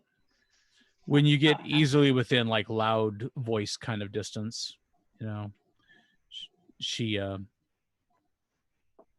she seems to be smiling. Peace, travelers. I would that you assist me this day. I seek a thing which I believe you carry with thee. And then she kind of twitches. Is it a rod? Oh, she's got a nice rod. Nay, 'tis no rod, but a crystal. Attached to a device about yay in size. The problem is, said device is a clue to get us where we need to go. Then it has brought you to me, and that is as far as you need go. Please, no. It's the device on the ground. Walk away. No, because it's going to take me to someone that I need to kill. So are you the person that I need to kill? That is not necessary. need only cooperate. You see kind of a serpentine figure moving out of the shadows behind her. Is there any more around us? Yeah, if you glance back, there's one set out that way behind you as well. Hmm. Guys, I think I found some people that need to be killed. I'm sure you did. Very well. I shoot at the one behind us first. Okay. She whips up a crossbow of some sort in her arms. What's that? Oh, geez. Well, that escalated quickly. All right. So Maybe we can I shoot draw at the our one weapons. go ahead. I did that when I saw her. Initiative is a speed test. I'm going to give Sota Speed advantage on that because she was obviously prepared. Which advantage drops the difficulty by 1. So do I have to take speed? Do I have to use a speed pool to do the test? So you're gonna want to roll.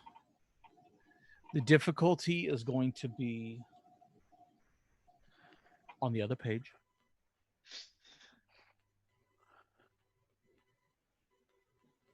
Okay. In your case, the difficulty is only a 2, so you actually probably don't need to bother making it. Oh, okay. Because you were shooting one of the serpentine kind of guys. The one behind us, yeah.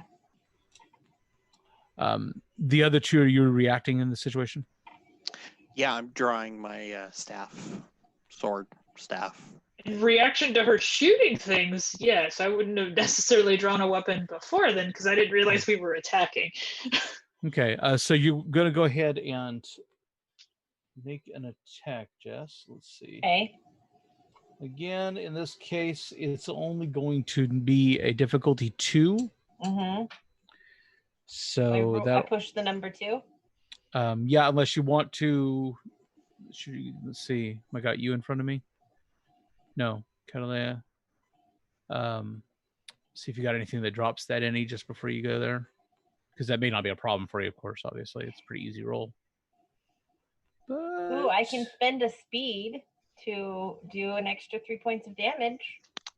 You can, but you have to spend speed to do it, so it's a resource you may not want to squander unless you feel it's necessary. A difficulty 2 means a pretty easy opponent, I can tell you. Okay.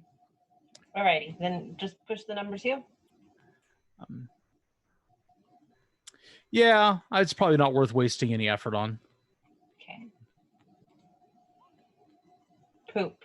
Success. No. 0 successes. What's that?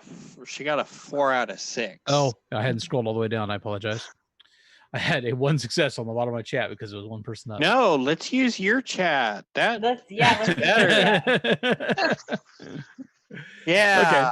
We'll do. No, we're so it does manage to kind of slide. It moves kind of slow, but it's got a slithery kind of. He's got a slithery kind of shape to him. I'll like get a it tall, next time. slender, serpenty person. He moves kind of across where the arrow goes through. Gross. And, I'll get it next time. Takes Good out thing a you didn't waste chunk the of his speed. robe. The lady moves to fire. To you under the circumstances, obviously. So go ahead and make a speed defense roll for me as well, Soda. Now you do have training with that, so the difficulty is going to be a 4, but training allows you, speed defense training allows you to drop it to a 3 automatically. Are you wearing your armor? No. Okay.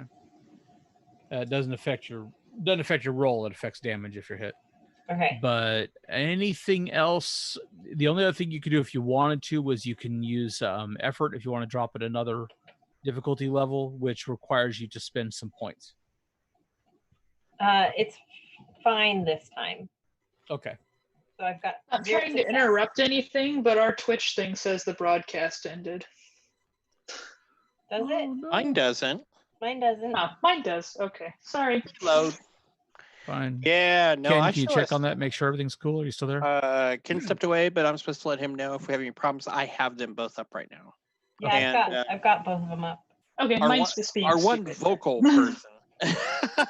And John there. John still has this as well.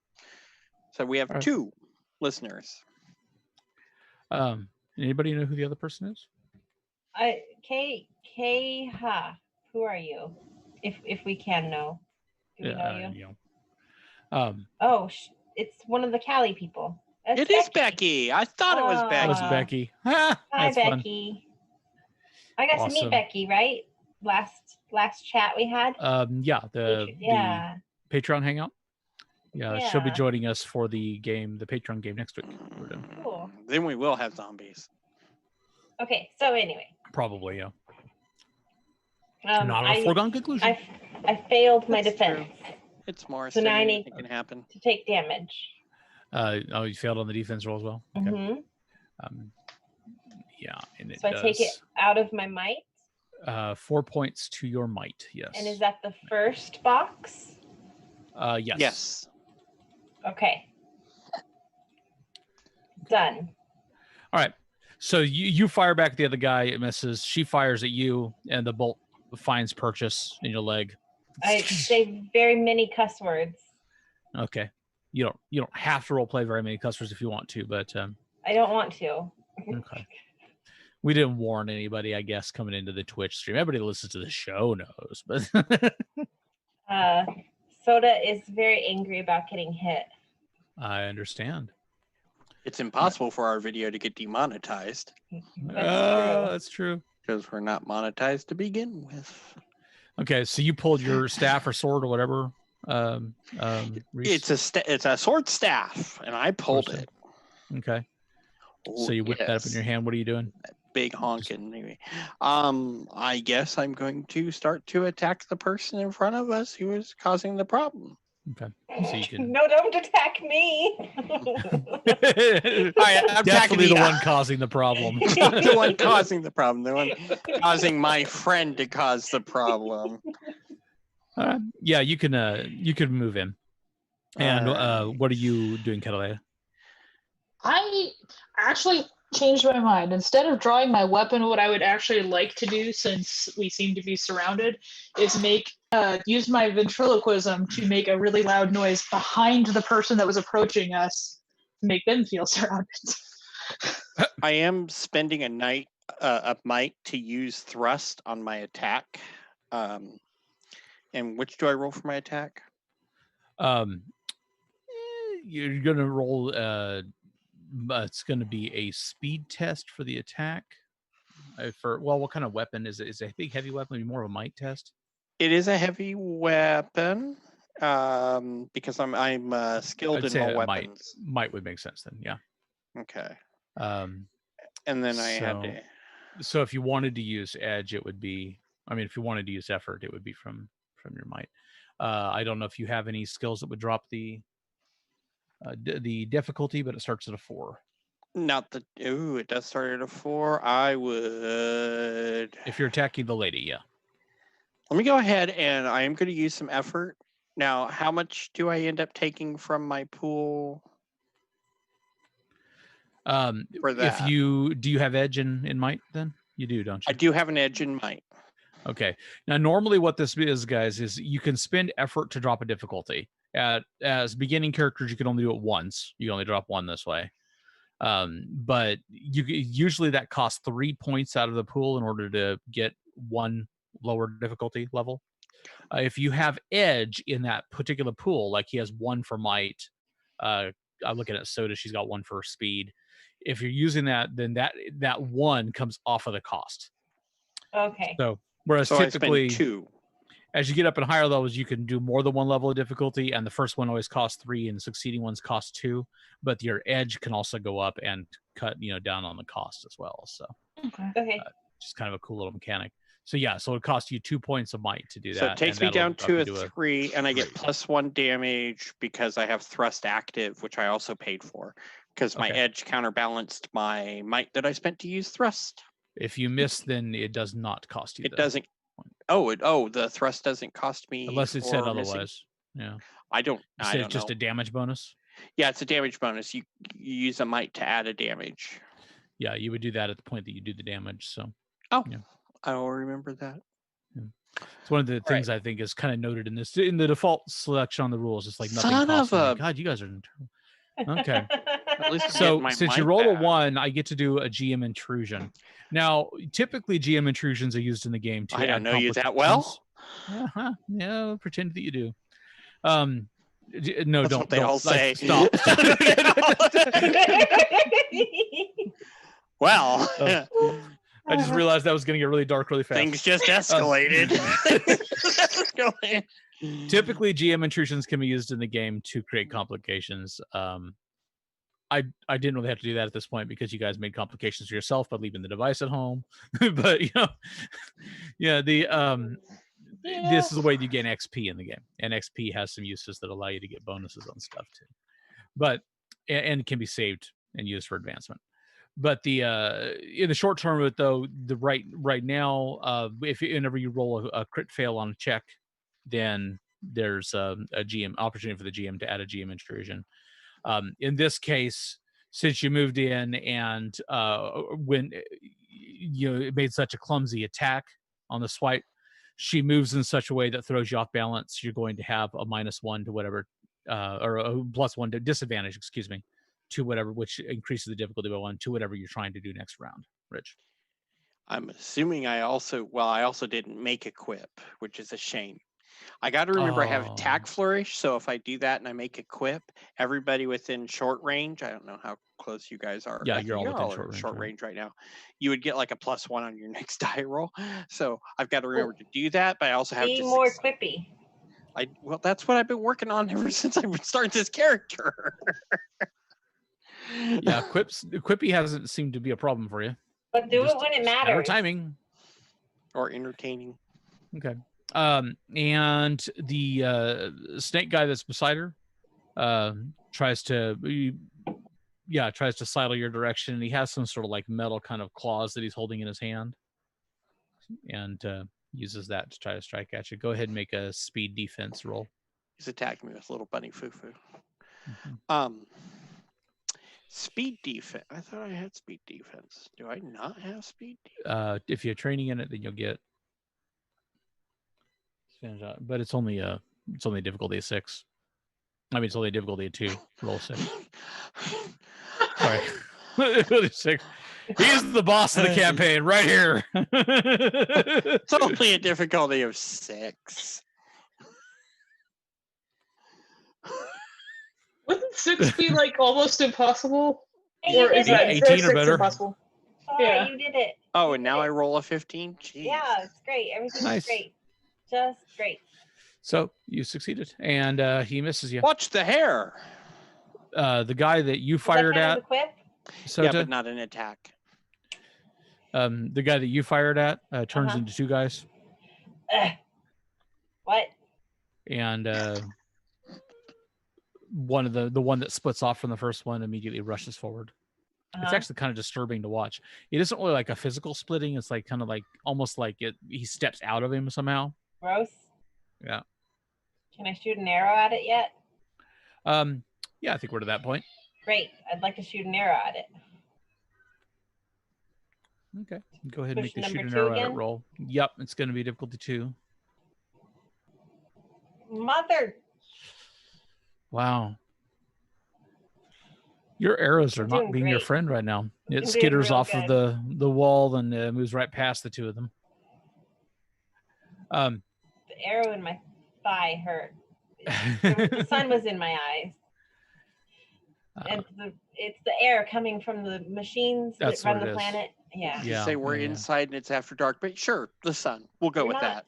We're not inside.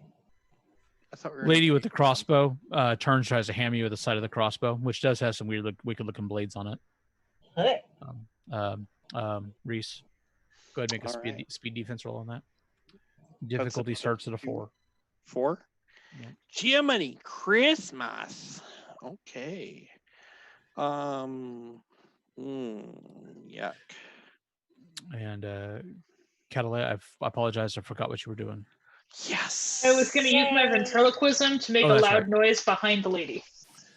Which, for that, I'd like you to go ahead and make a deception roll. Okay. Don't forget you get pluses for trickery. Yeah, which will lower the difficulty. It starts at a 4, so do you have training in deception? I have a skill that says all interactions involving lies or trickery, assuming that goes further and says something else. Yeah, all interactions involving lies or trickery, and then I have the ventriloquism mimicry. Are those both under skills? Yes. So only one of those is going to apply right now. Fair enough. But they are trained. But trained, so that drops the difficulty to a 3. Yeah, I'll take it. Okay. Go ahead and make the roll. Okay. Reese, you were successful rolling dodging it. Nice. 20 means you get a major effect of some sort as well. So in in combat it would be a little. Vanessa always brings a major effect. What can I say? I'm awesome. In that case, do you want to tell us what that is? It looks like there's an army back there, or the city guard, right? Yeah, exactly.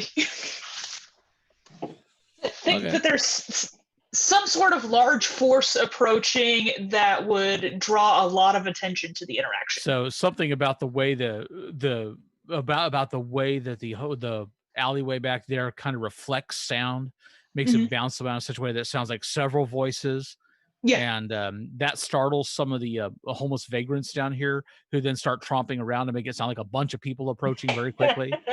I love it. Yes, that's exactly.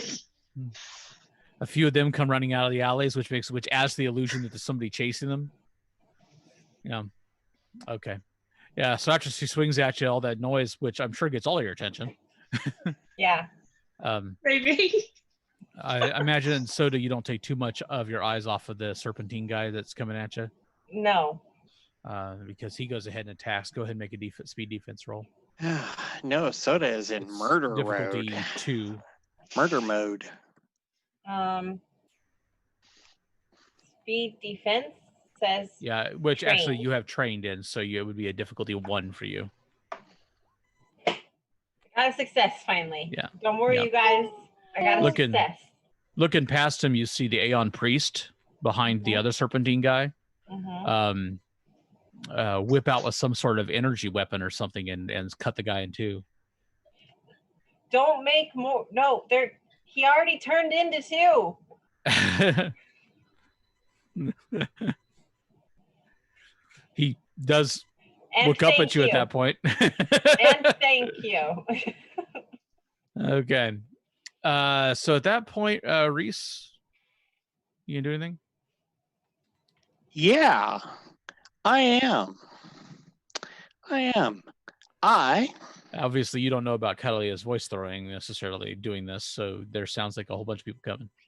But you're definitely going to make this is good. Oh yeah, I need to do an attack to do that. I was thinking about activating one of my ciphers. Remember that. No, I think I will go ahead and do another swingy attacky thingy. Okay. Her difficulty starts at a 4. All right. Let me take that down to a 3. Most things in the game, most like when it comes to combats and stuff, creatures and enemies have a level. And that level for indicates... the love of Pete. Wow. You were rolling shitty. Maybe you should love someone other than Pete. Hey, yeah, right. Mind your own business, lady. So you do miss, and she's even with the distraction, but she knocks back on her heel and immediately takes off at a run, try to get to a nearby alley. And stay gone. The serpentine thing tries to attack you anyway. Make a speed defense roll. It's a 2. What is Jenica on about? I don't know. She's losing it. So I have a question as far as the person running away.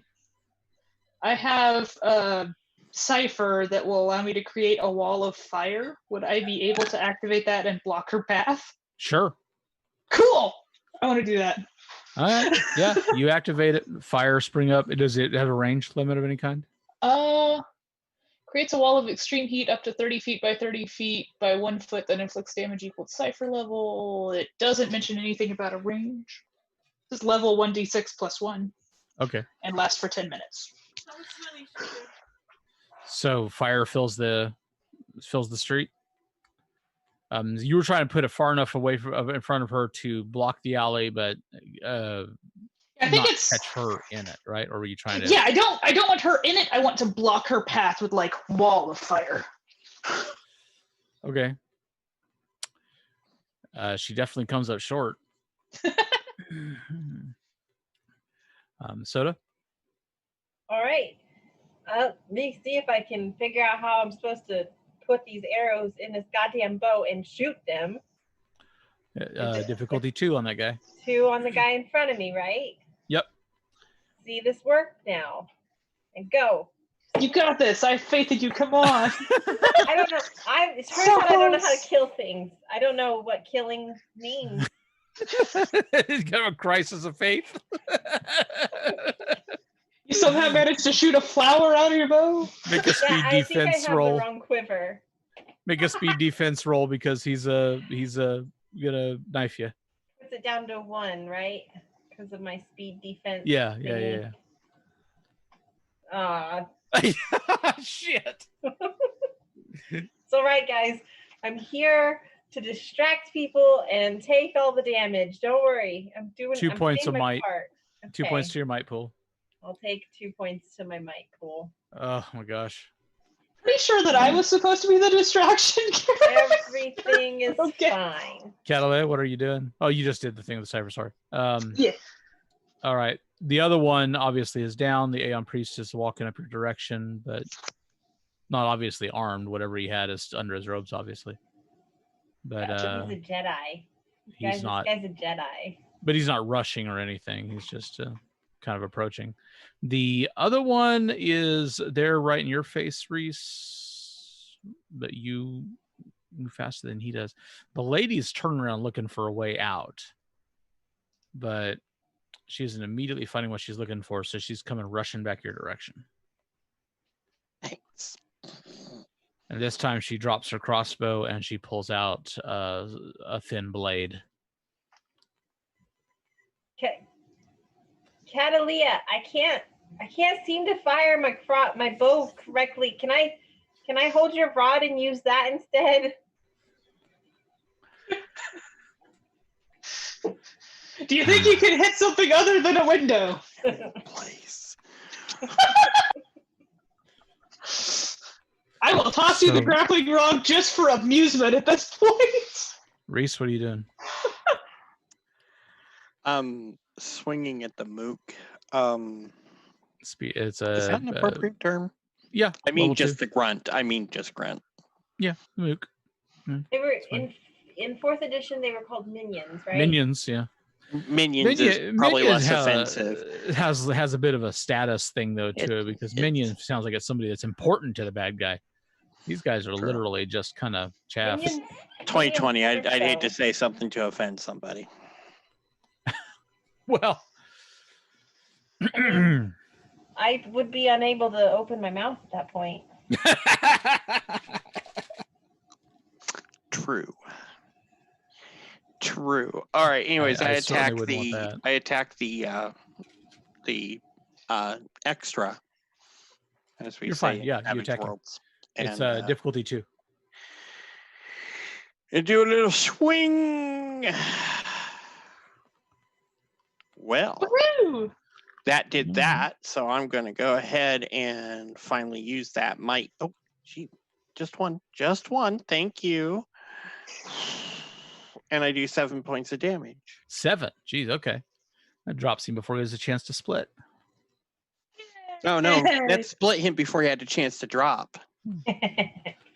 Something like that, yeah. Good call. Does that count as a quip? Does that? Good enough. Does that give the other people a +1? Speed defense. Since she's moving on me, yeah. Since she's moving, she gets an advantage on the action, so it is going to be a 5 difficulty.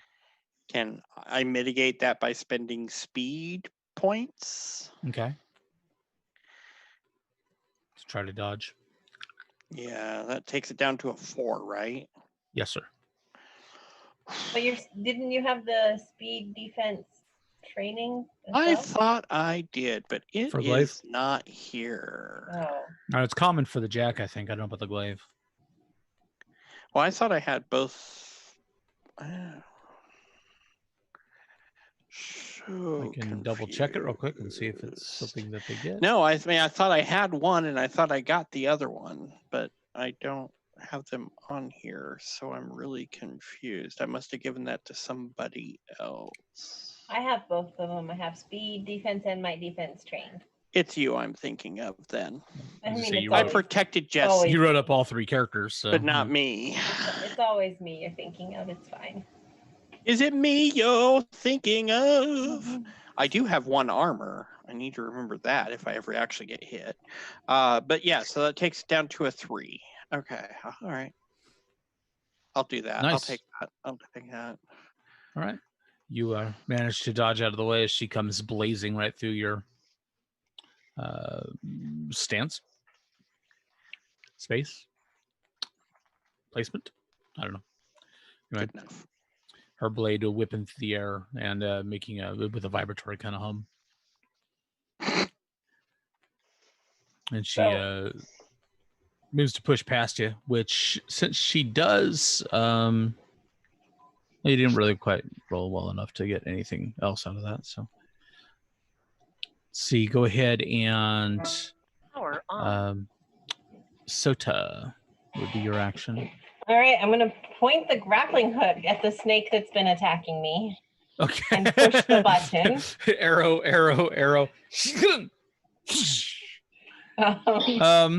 What button? Is that a 2? It'd be really great if it Yeah. was right in front of a very big metallic plate and it went through. Hey, I did it! Roll the 6 on the nose.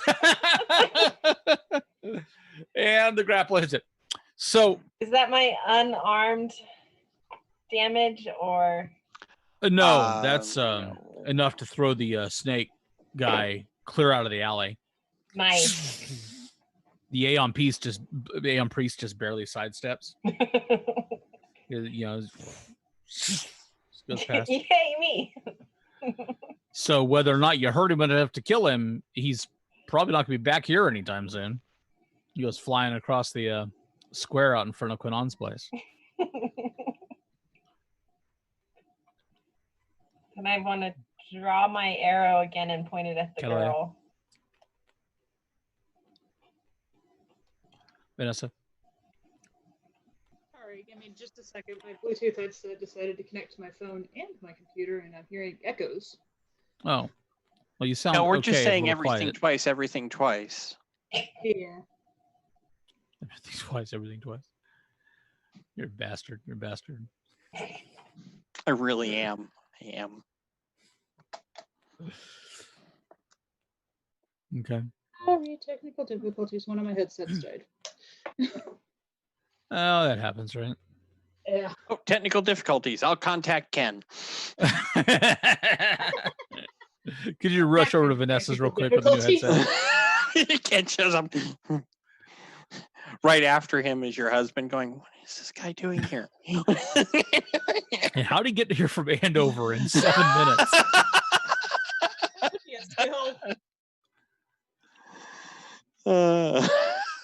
So, Sorry about that. What I am going to do next is to. Actually, I used pretty much all of my tricks. I'm probably just going to draw my rapier and start hitting things. okay. I think you should make some rolls. Okay.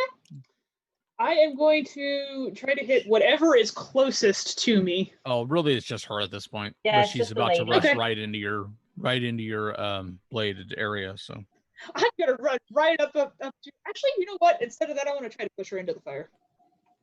well, she's made it a ways back from it by now. Oh, okay. Wasn't sure if she was still close to it. If you're Okay, using we'll like just a go back to the grapple gun, rapier idea. maybe. Okay, what am I rolling? Difficulty 4, unless you have anything to offset that. Not with this one. You can use effort if you want to use a point of, is it what kind of blade? Is it might? Is it heavy weapon or light weapon? It's a rapier, whatever a rapier is. Does a rapier do? How much damage does a rapier do? I don't know. It's on your weapon chart under your skills. Should be. Weapon chart under skills 2. Okay, so it's a speed if you want to. Okay. You probably have an edge in that. How did I do that? Do you have 1 edge in speed? I do have 1 edge in speed. Okay, so if you want to spend effort, you'd spend 2 points out of your speed pool. Okay, I will do that. Drops your difficulty to a 3. Do I drop my edge also? Or just the 2 in the speed pool? No, the edge is just a number. It's always there. Okay, cool. So drop that 2, and difficulty is a 3. Oh, poo. Okay. Yeah, Had she to feel slides something. in under the swing of the blade. At this point, I'm going to introduce an intrusion, and she tries to trip you up on the way by.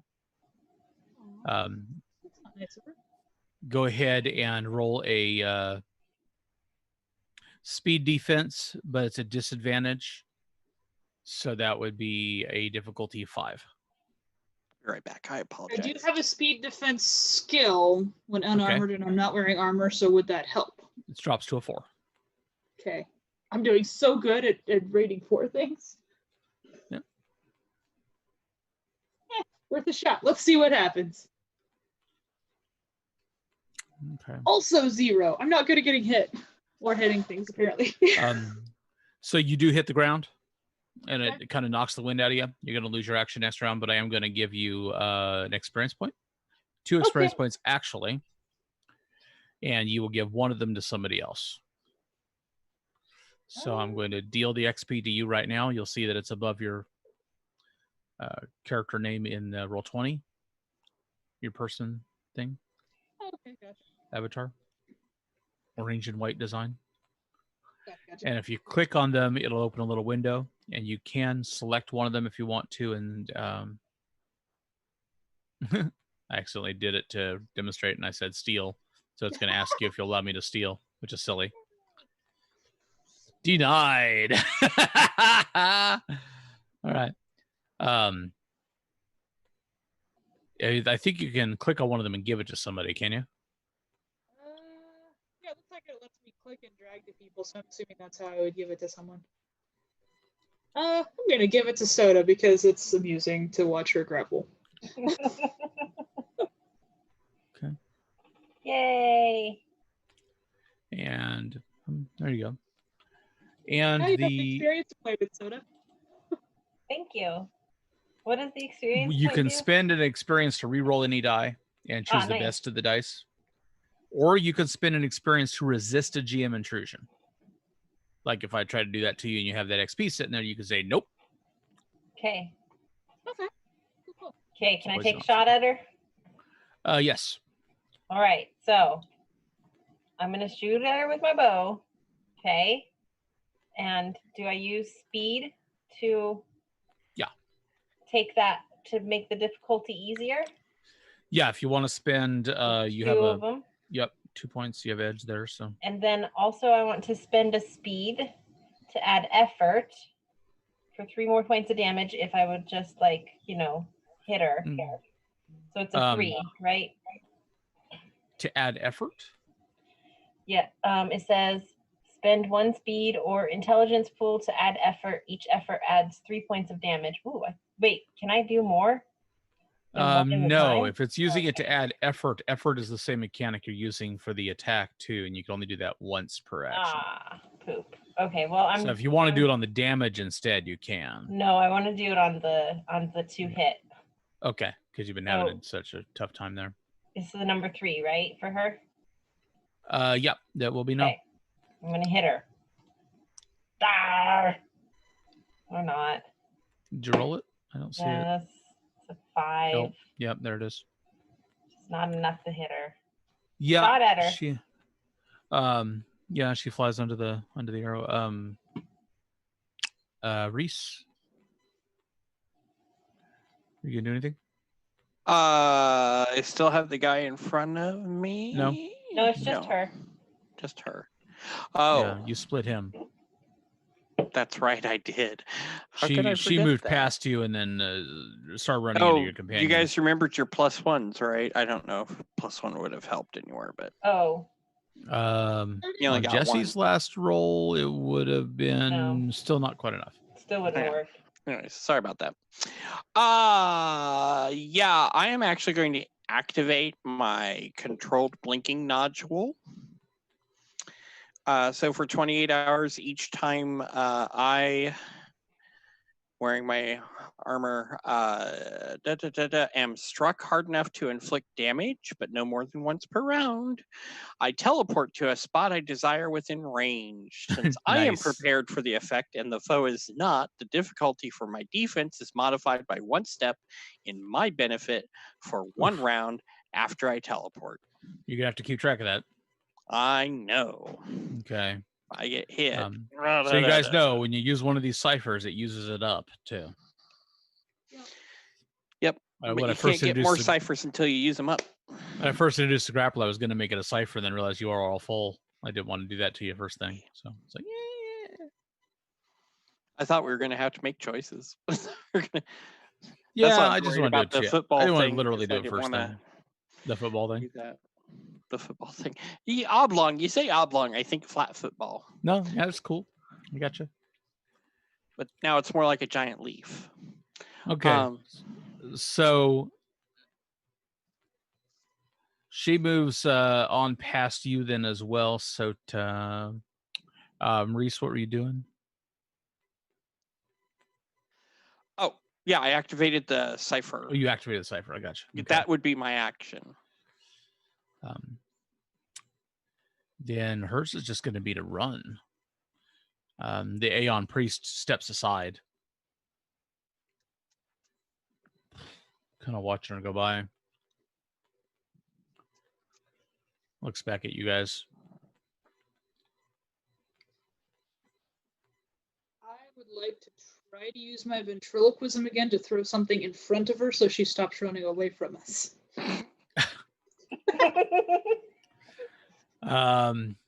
Wow. That's a tall order right now. But tall order. If possible. It's okay. We'll with the catch her difficulty again later. with the difficulty 5, I'd let you do it. Okay. That's Would I be able to get a reduction in that for my ventriloquism training? Yeah. No, drop down to 4. Cool. I'll see what I can do. Let's see. Difficulty 4. Womp womp. Not so much. Okay. I tried. You're rolling So, half of yeah. what you needed. Yeah. So she spins around the corner. You threw it right behind her, and she ran even faster. Well, voice throwing isn't a precise art. Come on.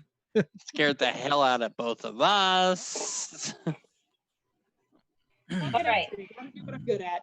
We'll get her next time. Yeah. The important thing is we still have our lead. Aeon priest approaches, tosses back his hood. He's young, sharp looking.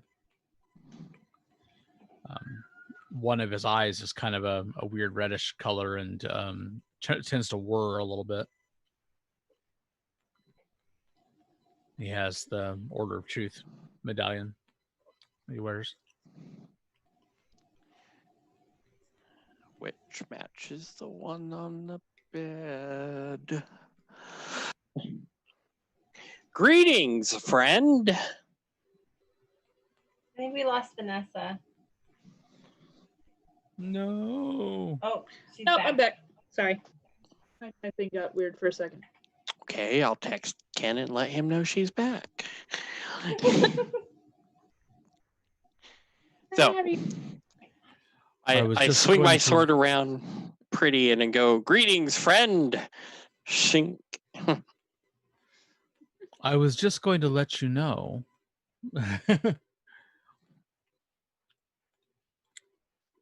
I think I know someone who might know where to find the veil, if that be where you're going. Really? We're more after the person than the place, but that's definitely a step in the right direction. I know nothing of the person you seek's whereabouts. Just Understandable. that's where the crystals hail. I would definitely take any information because we haven't even left the town here yet, and this is already proven to be quite dangerous. I would suggest you visit with the songmaker.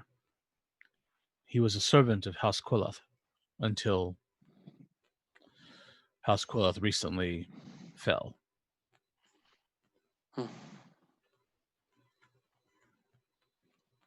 But he has some experience in these matters, and I am certain that he would know the location of the veil. Okay, and you can give us directions to the house of the music maker? Indeed. Tell him Jaren sent you. Good. The music maker may be instrumental to our success. Did you say Jareth? Jaren. Jaren. Okay, got it. Gareth?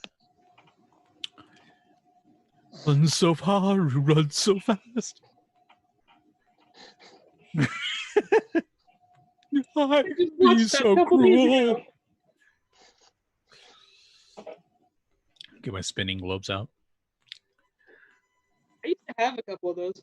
When I was in the dorms, the dorm above mine had a contact juggler who practiced in the dorms, and so it constantly sounded. He needed the practice because it constantly sounded like there were bowling balls flying around above us while we were trying to sleep.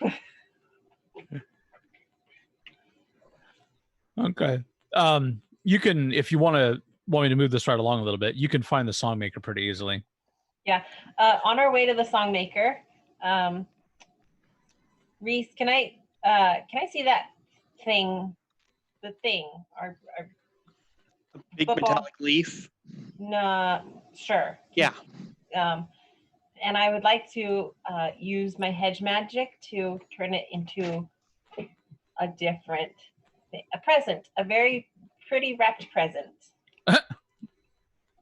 We So could have put it in a box and wrapped it. It changes the basic appearance. So it just looks like a small black box now instead of Okay. what So it just is. to hide its identity in case anybody sees you with it. Yeah. I gotcha. Neat trick. Yeah, I know. I'm pretty awesome. Okay. I shoot arrows too. how are your pools looking? Are you down some? Did you want to? Yeah, can we go over that? I would like to do one action of recovery. Yeah. Recovery roll is 1d6 plus 1, and you can do your first one as just one action. So you got to stop for a second and breathe. Yeah. Okay. I would not mind doing that because I am down Great. 6. So I get 5 back. Okay. And you can allocate those where you want to. In your pools that are below max. Ha ha! Make sure you mark the one action recovery roll spot. Yep. Done and done. Let's do it. 6. Let's go talk to this song maker. The song maker's Da, da, da, da, da, da. kind of bitter and It's a button. Oh, wait. In the middle of underneath your might, speed, and intellect. It's the 1d6 plus, and you have to put the 1 in there. Oh yeah, you type a 1 in there, and then it'll roll it for you. I just hit the thing, so I'm just gonna take that 4. That's more than enough to put me back at max. Yep, just put them where you need to. I'll put the checkbox in though. Here now. So the songmaker lives in the Barrows, which is a pretty crummy part of the township down on the cliff face a little bit. It's clear from his home when you arrive that he had a lucrative employment because he has very nice things in a house that looks very not nice from the outside. But he a younger man answers the door, and when you ask for the songmaker, asks you to come in, and he'll let him know that you're here. When we go in, I take my normal stance, my arms folded and my leg back behind me, up against the wall next to the door. He has when he appears, he has kind of a bitter twist to his mouth and is kind of arguing very low volume with the younger guy. You can tell they're related. And he comes out and looks at the three of you. What? Hi.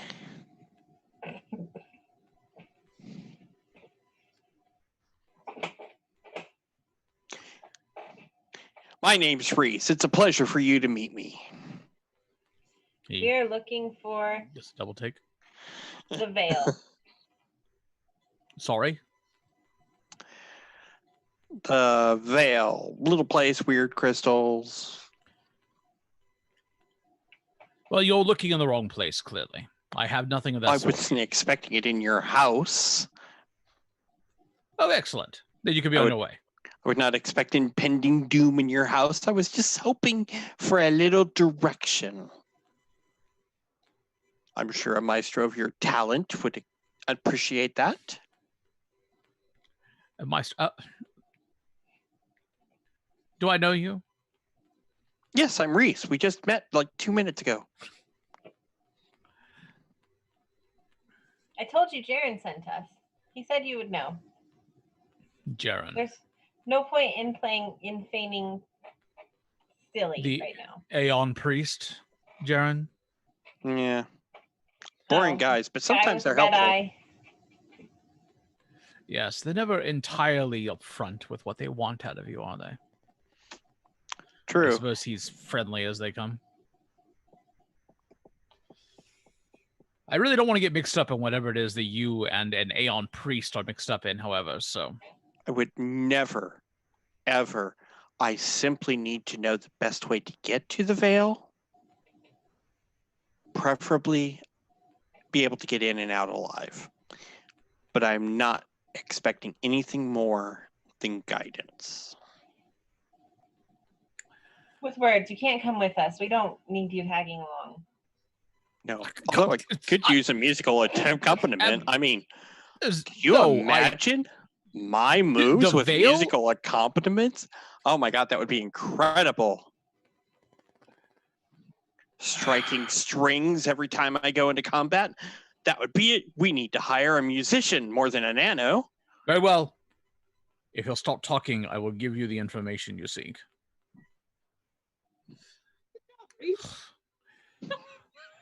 You proceed to the east along the chasm. Approximately 3 hours walk. There's a town. At the base, down below the cliffs, there are old lifts to the mine shafts. You follow the mine trail down, maybe half a mile. He's sending us back to Gross. Gauss, I think it is. Yes, the old mining town. Located just above the Veil of Songs. Cool. Oh my God, those would be Reese's Pieces. It doesn't matter. You're not going to survive the experience. No, nobody in town did already, so... What? Everybody in Grass is dead. Gauss? Gauss, stiff. Dead. All of What do you them. mean dead? I mean, they're They not alive stopped moving anymore. and just died where they were. Everybody. Like someone. Everybody. All of them. A disease? Probably tech. What? Yeah. Nana, probably Numenera. On a large scale. On a full town scale. Truly. Yeah, it wasn't that big of a town. Surely you've heard about this. Like the Quinon knew about it. I don't associate with Quinon. Yes, obviously this man has better things to do than listen to gossip upon the street. Oh, that's Yeah, very, it's true. very funny of you. I don't much have better things to do since everyone I cared about in this world, except for my godson here, is pretty much dead. Oh, I'm sorry to hear that. I think Vanessa's mic is Because out. of that terrorist Crace. You're not hearing me? Oh, there we go. Yeah. You laughed and I didn't hear anything, and I was like, why didn't I get to hear a laugh? Aww. Yeah, my audio got weird for a second, and I didn't hear you guys for a bit. I don't know what happened. Oh, I got a message about a feedback loop. That's fun. Yay. Oh, Zoom stopped you from making noise. That's awesome. Yeah. We I say, didn't even catch any of it. Well, that's why we need to get to the veil, is because Crace is the person I need to kill next. To stop this madness. Or He was in the town when this Well, happened. why didn't you lead with that? Oh, because it's none of your business. and vice Unless- versa. Crace is very Unless- definitely my business. Unless you're on the list of people that needs to die, it doesn't really He matter. is a who's cad on the and he list of must be people who stopped. needs to die.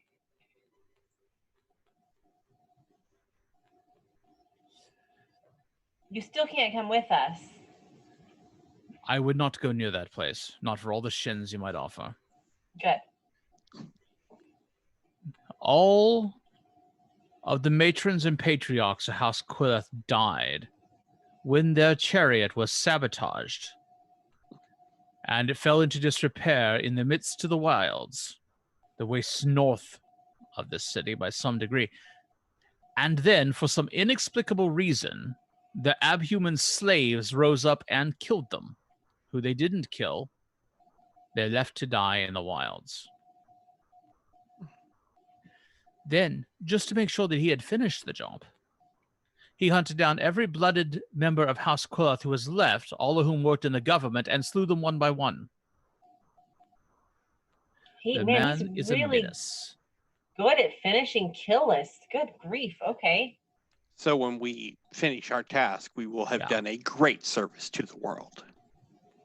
Well, the Ornig went before that. I guess that's small blessings, given that they tried to kill our matriarch.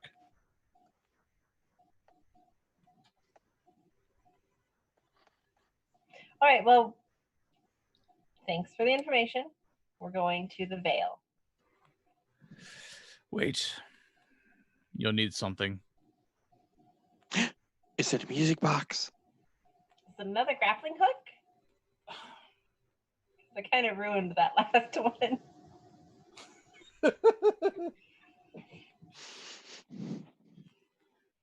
The Vale is a dangerous place. There are crystals there that will draw you in, and you will never escape.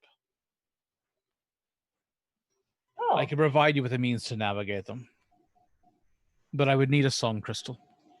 Something we can imprint. would draw us in physically. What does a song crystal look like? A crystal that grows in the Vale. So could it be like a metal football shaped thing with the crystal in it? It's not metal. It's just a crystal. But yes, it could be the crystal in the device, I suppose. Do you have such a device? You still have it? Yeah, we have it. Okay. All unhedge magic. You hold up the package. Little The gift. package Here. just changes right in front of him. Oh, I Lord. turn it back into the proper.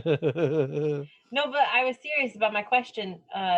You said it would draw us in. Do you mean that it would draw us in physically or Psionics, girl. some Both in a way. other? The keys in on the beating of your heart Mm-hmm. and then infects it. Maybe that's why Gets- everybody in town is dead. into your mind and fills you with, well, no one's quite sure since no one's come back to talk about it. So you're But saying some sort of dread. Carrying around a crystal that may have stolen the hearts from everybody's in town. Possibly. Well, nothing you could carry would be capable of that sort of potential, I'd imagine. Ah. But I can imprint this with a tone that will at least mute the beating of your hearts if you stay close to one another. Great. It will not make you immune to the dangers, but it may make it easier. Just like that, we tie each other up like a triangle and then just kind of walk weirdly, like, I don't know how, tripod-y. Tripod-y.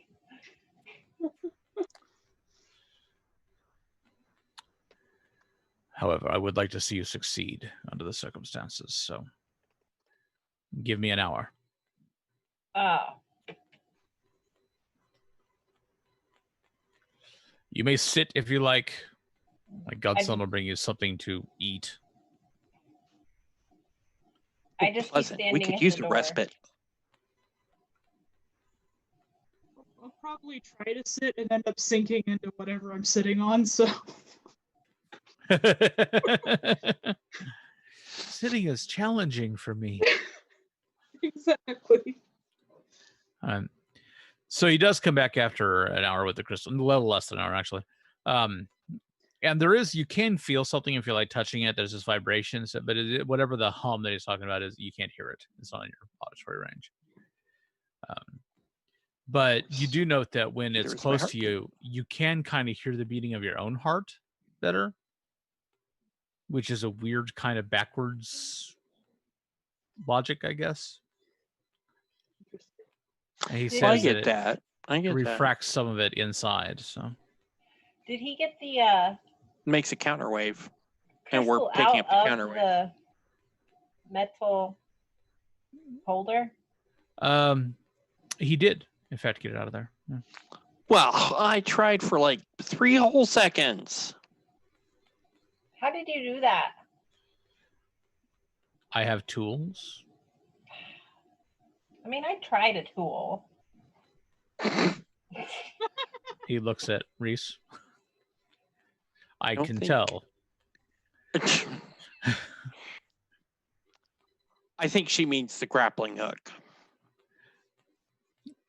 It does require some level of expertise. I had to malform the crystal slightly. Oh. All right, then. All the more reason to be on about it, since it's likely will not last more than a day. What's the rest of that contraption? He gives it back to you. What is it? Do we need it? I have no idea. It looks like it's made to somehow amplify the energy of the crystal, though. Perhaps if you were channeling something through it. Yeah. I guess we should keep it. I'm gonna put my Can't tell how armor it's on real powered. quick. He's turning it over. What's that? It was powered by the guy. Quillith powered it. And I just start like changing into my light armor now. I'm just putting my light armor on.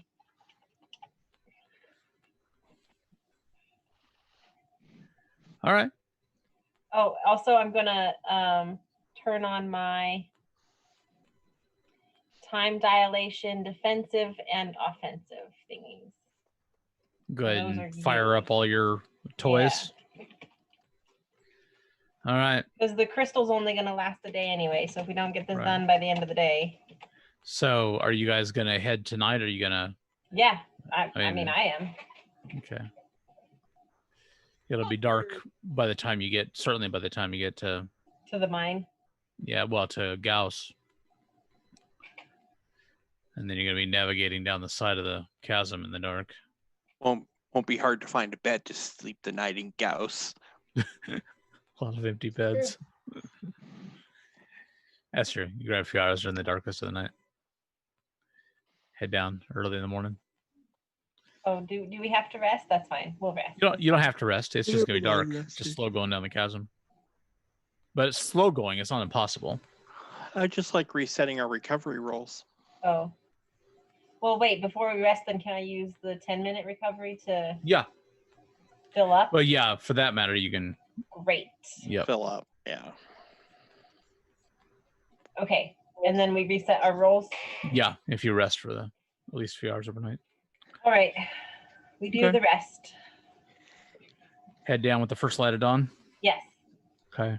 It is kind of a trying kind of trip, but it's not particularly dangerous. It just requires you to deal with the contraptions that they have for the descent for the old mining structure, which isn't in the best of shape, so you can tell you don't want to try to push it too fast. It's going to take you a couple hours to get down there, but once you do, when you get close, you can actually hear the tinkling of the crystals. Gross. And it drops you into a sort of a cave, an open area. The sunlight doesn't really get anywhere down here. Doesn't reflect off strongly enough to get anything down here. Do you guys have any kind of light sources? You can just say yes if you like.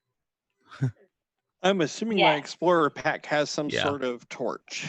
Yeah. Like one of those headlamps that you I was going to say, when I say torch, I do mean in the British style, the word torch. I have a very cozy, what are those caps? The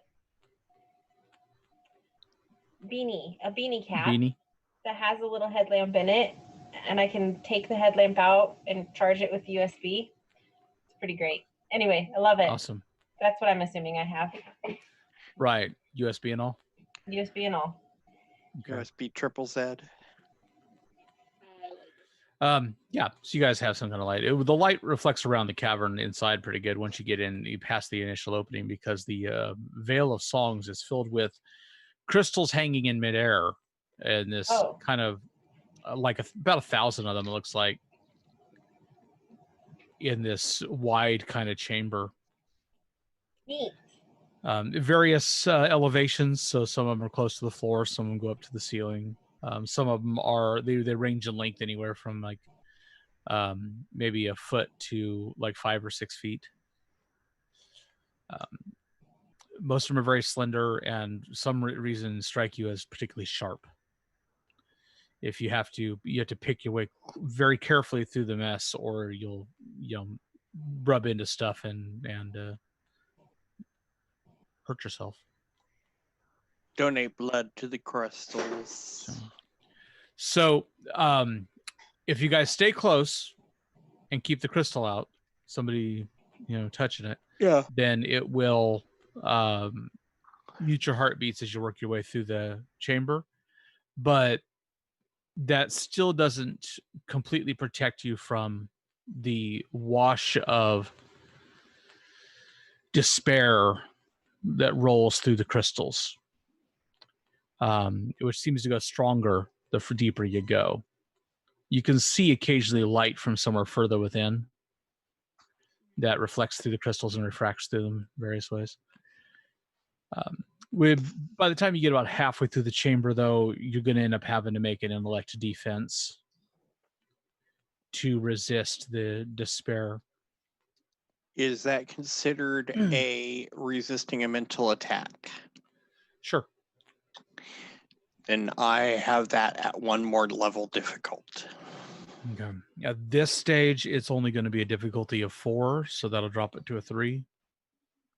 So now, I go the other way? Yeah. It would be a 5. I have an inability. Inability, that's what you're saying. I failed. Okay. So we were at difficulty 4. Shit.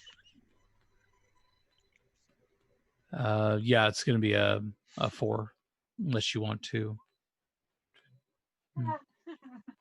Oh man. Well, you feel okay. Well, thank you for joining us tonight. It was a great game. So, here's what happens. The way this manifests. The defensive is just for. Oh, it's just for armor. Okay. The way this manifests is it reaches into your heart, into your mind, and it summons forth, probably one at a time. It would kind of get you in whoever's going first. It summons forth your darkest moment, whatever shame or failure lies in your past that you would best have forgotten, and forces you to relive that to some degree. The images playing out across the crystals all around everybody. So, what is the floor of this cave? it's stone. It's actually pretty level for the most part. But it's like it's not like loose. There's no like sand or something. Yeah, there's some patches of sand. So with the hedge magic, I can cause small objects to float through the air. I would like to use as much of the loose sand to hide as many of the crystals as I can, so I don't have to look at my failure. Obscure it. I'm going to cause any loose sand to float between me and the crystals. Okay. Either the rest of you reacting in any specific way?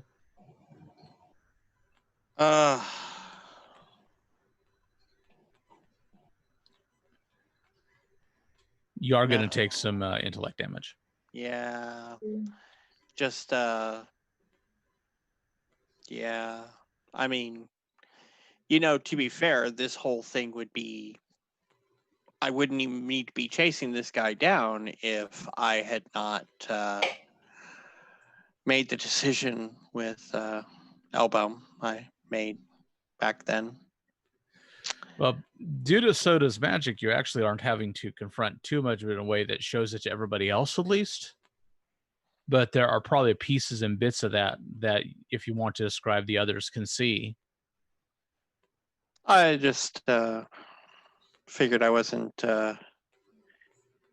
we were close. I cared a lot, but I couldn't open myself up. I'm too much of a rambler, and that's why she's an ex. I've kind of regretted that. Do they see who the ex is? Oh yeah, I guess they would see it was Elbaum. Elbaum is the regent. She's the king in Malavich is actually a 3-year-old boy. Elbaum rules the country in his stead. My whirlwind romance. Anything anybody see from Cataleus? I hadn't really thought about that, in complete honesty. What's that? I've been running with Jesse. I hadn't really thought about it. So before I get in the game, I think of what horrible things I could do if something came up on my character. So we're looking That's for funny. like some terrible I moment think in the Jonica past. starts building characters from that standpoint. What horrible thing can I do to a person? Let me build a character out of that. I think realistically, if we're looking for like some terrible, horrible thing in the past, since I phase in and out of everything, I probably would have gotten stuck in a wall at some point before I figured out how to actually use the ability. And That could be just terrifying. embarrassing unless it was terrifying or unless somebody was hurt. Yeah. And you couldn't save somebody because you got stuck. Yeah. Oh man. That might actually be how I have figured out the ventriloquism. I could hear screams and I was trying to figure out how to get to them, so I ended up like screaming too. So, And then you hear so you can screams see everywhere. some of Reese's, melodrama playing out with screams from Catalea's inability to reach whatever she's trying to get to. And can anybody see anything of Soda's? I mean, if I got my way, no.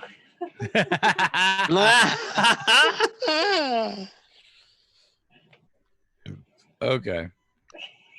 Well, because you hit it and didn't try to confront it at all, you do take 5 points of intellect damage.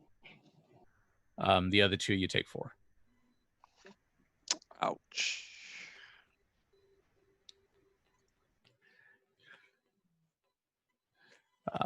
But I imagine you're all feeling just really chipper by the time you get to the other side of the cave. If anybody had rolled a crit fail on the save, then it might have meant somebody got separated from the others, of course, when they had the stone. That would have been worse. That's all right. We're good. Yeah. But it's easy to see. It's easy to see, too, how somebody who gets sucked in might wander right into the crystals and get cut to ribbons. Stay with me. Yep. Am doing. Excellent work on that stone, Soda. The sand. So, can I... Are we through it now? Yes. I would like to notch an arrow and shoot at a crystal. From the other side. No, the crystals are kept stationary by some sort of field. So it doesn't actually more than just vibrate some, but when you hit it, the vibration is picked up by numerous other crystals and starts to sing throughout the entire cavern. And I do mean sing. It is one kind of blazing, kind of common tone that then picks up a harmony somewhere.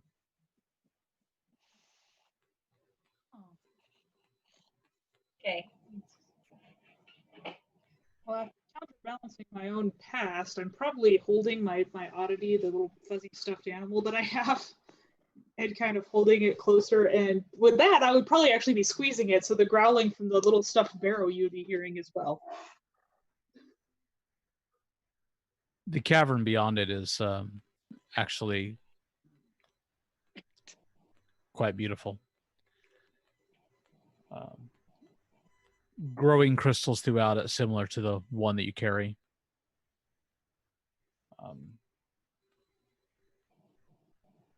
Although everything is vibrating, so there's a kind of a heat that seems to emanate if you get just getting too close to one. They have a particular color? Most of them are kind of like a bluey purple in here. Okay. It also feels a soft kind of illumination through the cavern. You can hear running water somewhere as well, and there's kind of steps and like natural steps of terracing and such that you kind of got to maneuver through, and rocks everywhere. But if you start kind of working your way through it, you can see as it opens up ahead of you what appears to be glimpses of, and then more and more of, a pillar, a crystalline pillar that is dozens of feet across, that rises from the middle of this cavern somewhere down below and up into the ceiling of rock far above. That is constantly glowing and glimmering with lights moving throughout it. The sense of despair is becoming more palpable. And somehow you can feel that it's emanating from that location.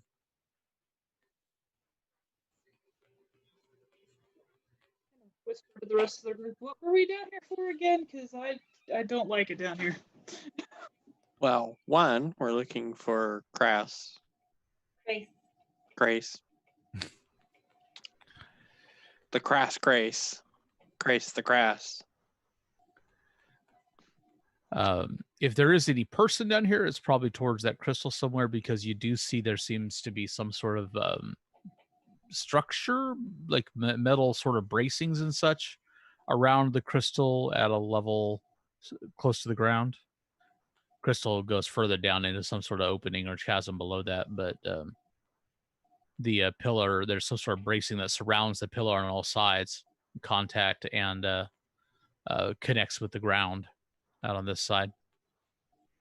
And you can see various places where it's touching, and the crystal where there's tendrils kind of crawling along the length of it and into the crystal, emitting all those little lights and kind of channeling, and it's almost like a pattern to it of some sort.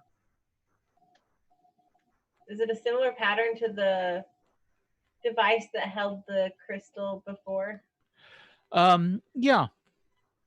Yeah, it makes you think it definitely has an artificial kind of quality to it. It makes you feel like it's some sort of control mechanism. Whereas that small device you had would be a control mechanism for the single little crystal. Yeah. This is something similar on a larger scale.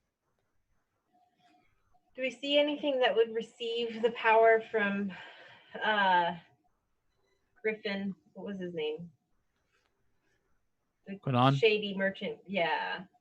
That you don't know. Nobody understands what that power source is that he taps into, but this has got to be a power all its own. Okay. This thing. It's mystery. So the crystal that you're carrying is starting to resonate with it as well. Gross. The despair. Well, we need to go. Let's go. We're moving. Right? Yes. Moving or we're leaving? Absolutely. Moving toward the center. Structure so we can try to find the dude so we can exact justice. Well, there is somebody down there. Interesting looking person for what you can see. Back is to you. Working on the control collar. You can't really tell what he's trying to do. He's tall, he's muscular, but his part of his left shoulder, because he's bare to the waist, part of his left shoulder and his entire left arm, what you see appear to be made of some sort of, almost looks like glass, some sort of dark substance, and it's got little swirls inside of it that move around when he moves the limb. Is it Crace? Like, do we have enough information to... You have heard that Crace was injured and parts of him were replaced with some other composite. Cool. Because he was thought to be dead at one time. What's that? How far away can I shoot my bow? Well, you're at long range right now, but you could probably get in close. You imagine the only reason he didn't hear you hit the crystals out there is because there's that chattering in here that's, since it sets up just a general sort of constant vibration. The closer you get to the pillar, the louder it is. I'll move in a little closer and then pull and notch an arrow to shoot at him. Okay. You see him grab part of the bracing and tear it free.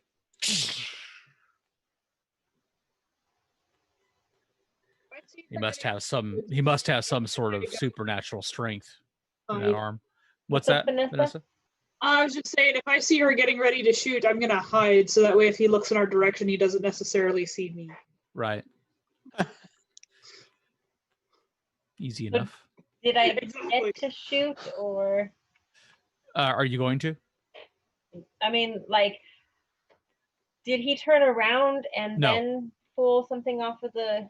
No, his back is still to you. As you were getting closer, you just saw him pull that part of that bracing off like he's trying to damage the machine. Oh. Interesting. Yeah, I'm going to shoot. Okay. Well, if he wants to damage the machine, I want to fix the machine. All right, go ahead. I just want to kill him. Since he doesn't know you're there, you do have an advantage. He will be able to sense the arrow coming at the last second. Otherwise, it would actually be an advantage of +2 levels right now. But I'm still going to give you advantage of 1 level. And he starts at a 5. So it'll be 4. Right. Unless there's anything else you want to add. I'm going to spend 1 speed to do the +3 damage if I hit. Okay. And I'm going to spend my experience to re-roll that. Okay. As if the re-roll helps. How do I spend it? I don't remember. Let's see. Is there a way to... Like when I gave it to you, you'd probably just give it to Eric, I would think. There, do that, and I'll just delete it. That works. Okay, great. So I spend that to re-roll it. Thanks for the advertising, Rich. Wouldn't focus. Why is it just there? It is. Oh, nice! Look at that. Nailed it. So 7 damage. All right. So yeah, you for a second you think it's going to fly wide. He starts to move as the arrow is singing across and turns around, and you manage to catch him. 7 damage. Ooh. Yeah. Jeez. Okay. And he goes spinning with the shot as it hammers into his fleshy shoulder. Yeah. And knocks him back against the bracing and the pillar. At which point he, of course, sees the two of you. I'm notching another arrow. Since he doesn't see Catalea. And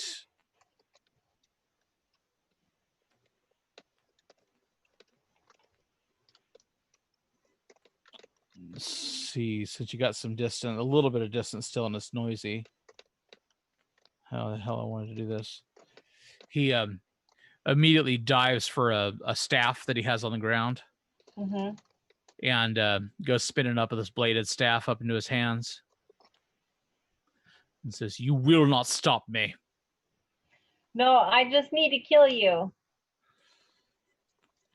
Do your best. So can I shoot another arrow? Yeah, he's walking your direction. It's going to be, he's on guard, so it's defense is, or so the base roll is going to be a D. God damn it.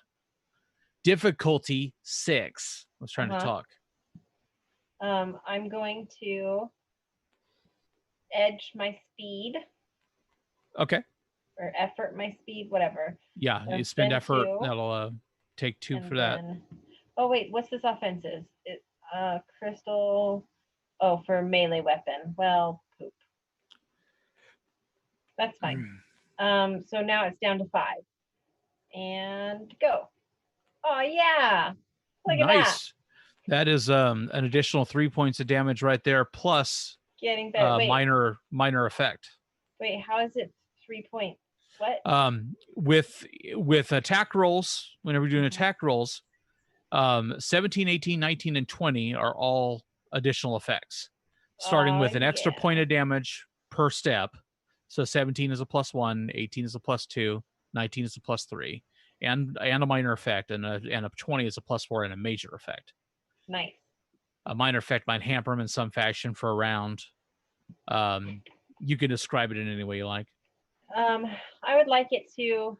I would like the arrow to go through his shoulder with such force that it like pins him up against either the like the railing or maybe the large pillar, something.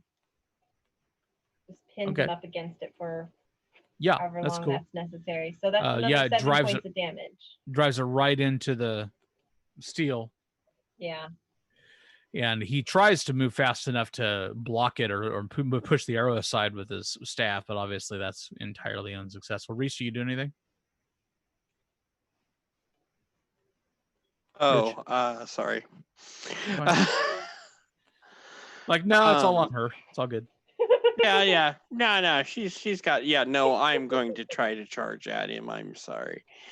Yes. I kind of figured. So, just kind of out of character meta here. I kind of figured you guys would try to stop me. Oh. Okay. We'll just kill a guy. Wait. Stop. The bounty's on his head and his heart. I think those are the only 2 things we need.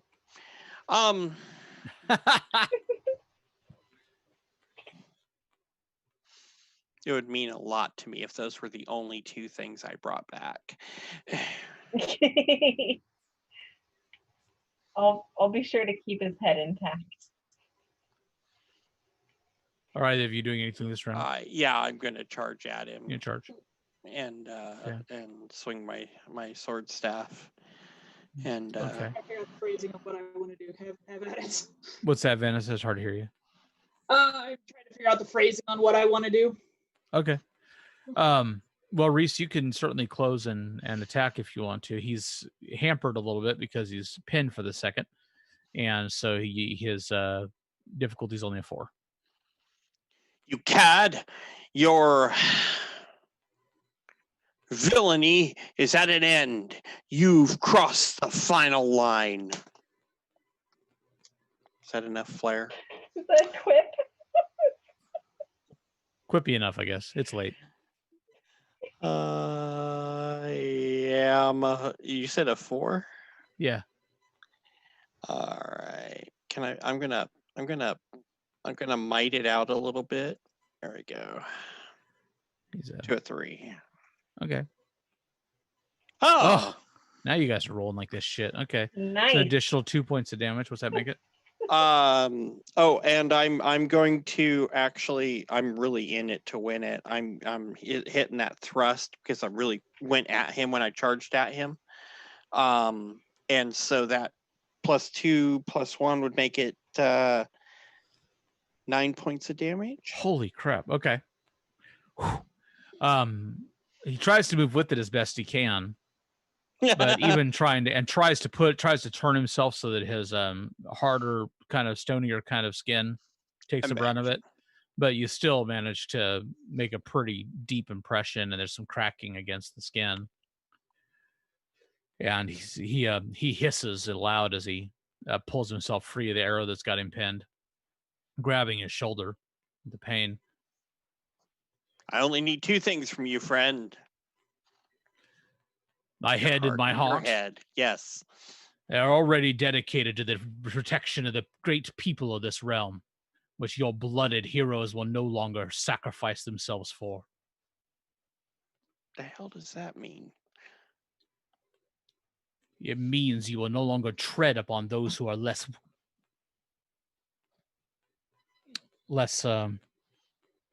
one moment, I had the word. Less fortunate. Oh, that's another good one. Yeah. You know, Fortunate. the poor people, everyone else. I'm not rich by any means. Can't call me part of the 1%. You have crossed my true love. There is no recompense. Tell Jaren I will kill whoever he sends after me. You will be no exception if you think you are going to escape this alive. No, Jaren didn't send us to kill you. Jaren's not my love. What have you? No. I got this kill list from I don't know, one of those fancy pantsy people in the city. It wasn't Jaren though. Jaren told us to go see the song make. Hey, can I shoot another arrow at you now? If you must. Did Vanessa didn't want to do something? I did. Just a second here. I would actually like to use a ventriloquism again to try to throw my voice in as big and booming manner as possible. So like Wizard of Oz kind of stuff. Are you gonna? What are you doing here? Just try to make it as loud as possible so it almost reverberates in the cavern. Do I know you can do this? Like, can I help you with this deception by like making who are we trying to deceive? In the Depends on if I do well or not. Why are you doing this? Is that what you said? Well, you What can use all the crystals here? to help. You use all the crystals to help kind of amplify and reverberate. Yeah. This close to the pillar, you guys are, having to like actually allocate part of your attention to not being sucked in. And you're no longer super close to each other. Oh, that's true. Hey, I'm safe. Rude. What are you doing here? Is that what you said? Yeah. You interrupted her. Can I put another arrow in you with what are you doing here? Yeah. Does everybody look around? Yeah. If I don't know she can do that, I will also look around. We know she can. Oh, but not that loud. Yeah. It does kind of sound like her voice, though. Does it? I don't know. I'm looking around. You did say in your voice, amplified. As loudly as possibly. Loud and booming. Right. Yeah. Well, Trixie, go ahead and make a check. The difficulty on it, we'll say it's going to be a 4. Okay. You're trying to get it to reverberate just right through the cavern to get that effect. Can I get any reductions for the... Yep. And you can spend effort if you want to. Which effort would I do? It'd be intellect. You probably don't have edge in intellect, right? I do not. So it costs you 3 points of intellect to do it. Yeah, we'll do that once. I'm trying to do something cool. Take it down to a 2. Awesome. Wow. You still rolled terribly. Wait, That roll wouldn't. You have make it. experience. Okay, I'm gonna use my thing and reroll because that was bad. Try to do something cool. I want to do my cool thing. do the cool thing. Okay. Nice. That's better. All right. I will take. So yeah, that. you managed to catch it at just the right angles to start up the chain of a reflecting noise to reverberate all through the crystals of the chamber and make it sound so huge it surprised the hell out of you. After a tiny squeak, then you did the big thing. Then you did the thing. So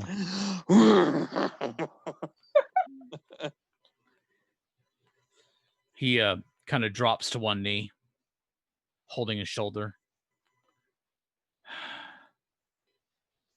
I have been trying to keep what happened in Gauss from ever happening to anyone else again. Wait, what happened in Gauss? No, you distract me. Yes, you really should finish him. You hear Jaren's voice as he comes in the other side of the cavern. It kind of... Hey, I said none of y'all could tag along. It's the Aeon priest. Oh my! He's I don't like people. Yeah. tagging along. walking down the path. Oh yeah, we're definitely the bad guys. I Yeah, knew we're that always going the into bad guys. adventure. We're What's that, always Kelly? the bad guys. Vanessa, what was that? And someone needs to be shot here, and I'm not necessarily sure if it's the one that got shot. What are you doing here, Jared? Making sure you finish the job and don't listen to his lies. Why don't you finish the job? I mean, It is not the way of the Order of Truth.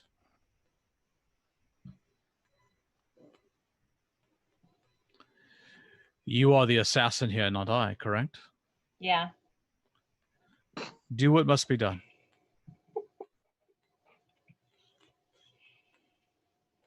He's staring daggers at the priest. Well, you heard him, Soda. Do what must be done.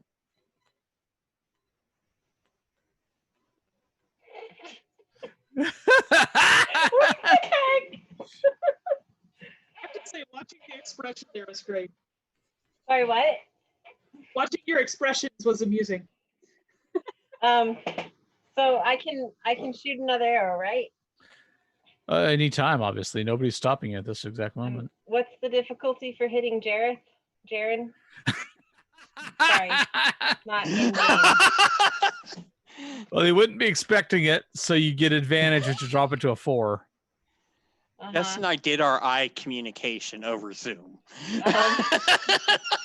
So I'm going to spend a speed to add 3 points of damage, and I'm going to roll that difficulty of 4.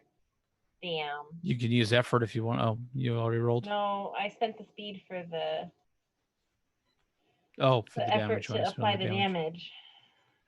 So you spin and you fire an arrow at Jaren? Yeah.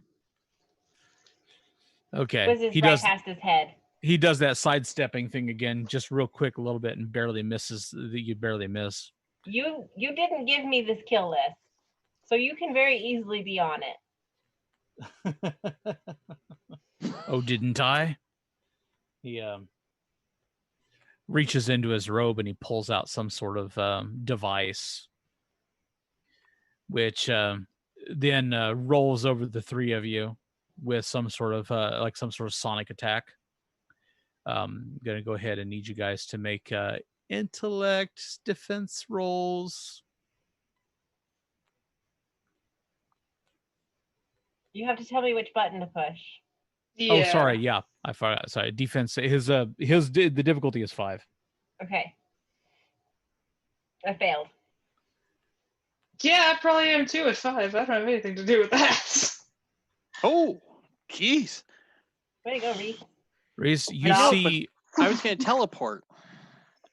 You see. Oh yeah.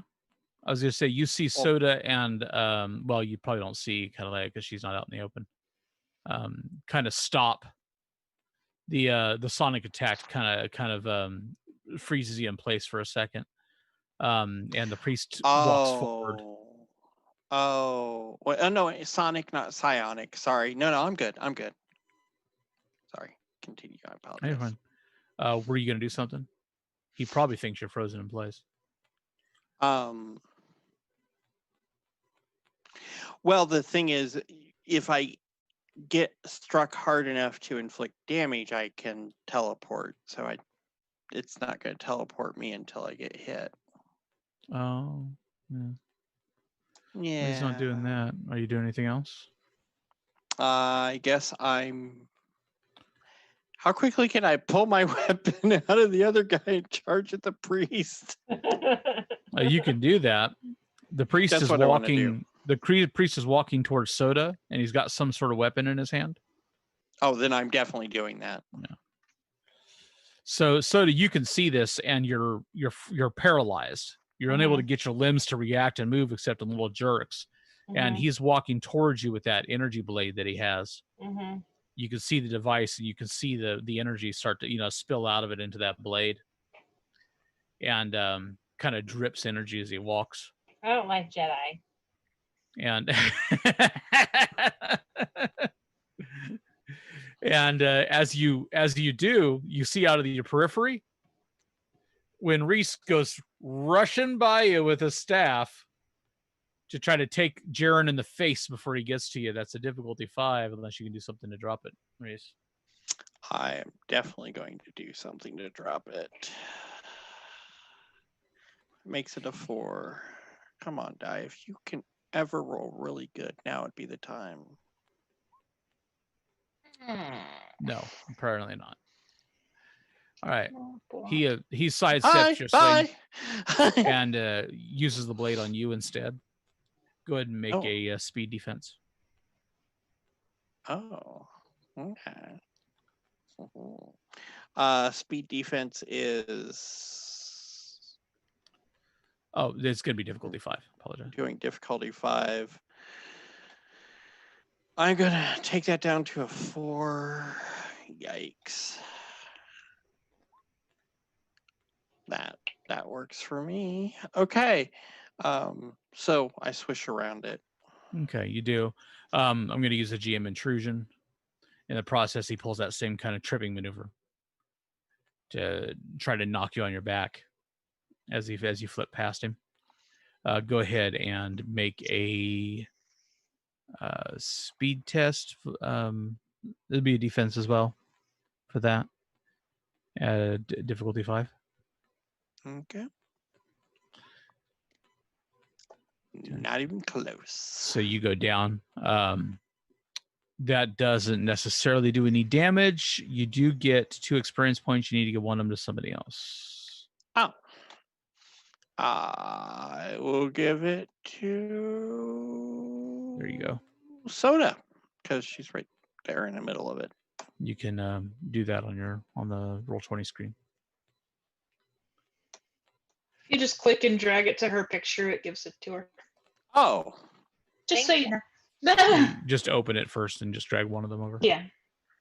I see.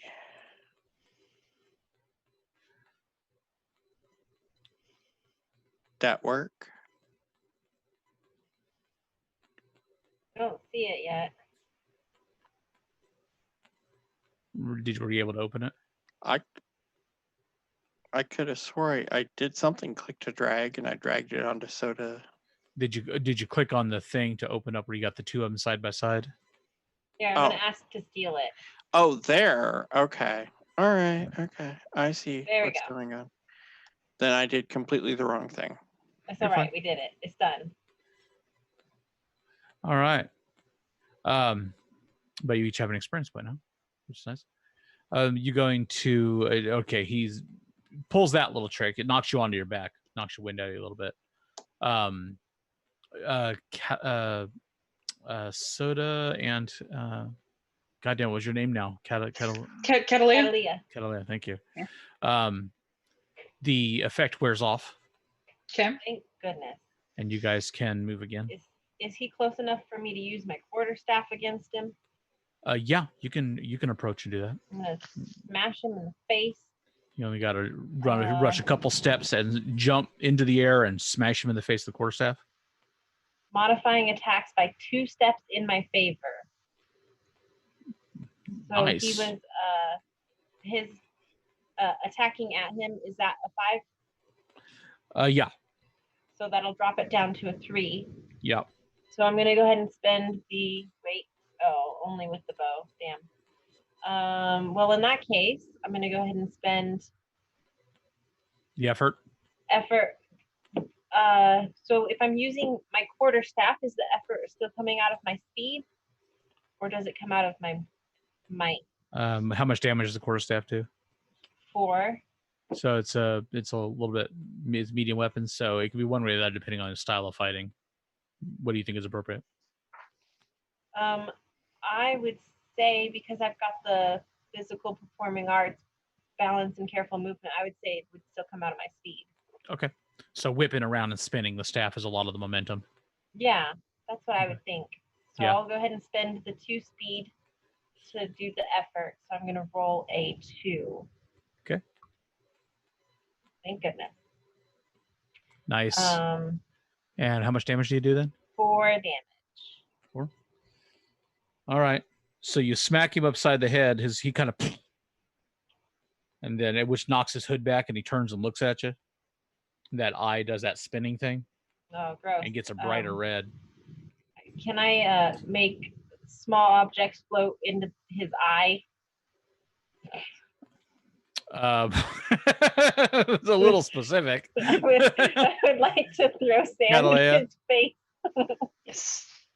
Catalea, you gonna do? I would like to. Actually, that's a bad idea. I'm gonna just run at him and try to stab him with a rapier because that's worked so well for me so far. I don't have any way to really make that any easier, so I'm probably going to fail, but we'll see. Is difficulty 5? Yes. Okay. Ah. Not even close. Yeah, not so much. Figured. Reese, yeah, the wind knocked out of you, so you're losing this round. Oh, okay. So Jaren counterattacks and brings his blade around your direction. Soda, go ahead and My make a direction. speed defense. Yep. Okay. It's a 5. Unless you can want to adjust it. You have speed and defense then- training, so drop it to a 4. But also modifies attacks by 2 steps in my favor, so that'll bring it to a 2. What's that? I'm still dancing all around him. What's that ability? The time dilation, defensive and offensive are Oh, both that's right. That you had active. activated from the cipher. Yes. So So I'm just kind of speedy right gotcha. I like that. now. Anyway, Plus 2, success. Now's the time to Jesus. use that. Yeah. Nice. Nice. So, Which is why I shit myself when I rolled those both for her. Dig it. All right. I dance out of his way Yep. with more spinning and making him dizzy. What are you gonna do? Oh, is it my turn again? Well, I'm gonna smash him in the gut with my quarterstaff again. As part of the dance? Yeah. I imagine I've spun around him fully and am now in front of him again for smashing him in the gut. So again, that is let's see here. That's only for my bow. So I can use my speed. I'll use 2 speed to put in the effort, which knocks it down to 4. And then my cipher brings it all the way down to 2. And I succeed. Nice. Yay. Damage That's again 4 is points of 4 damage. points again. Okay. Straight to his gut. He grunts audibly.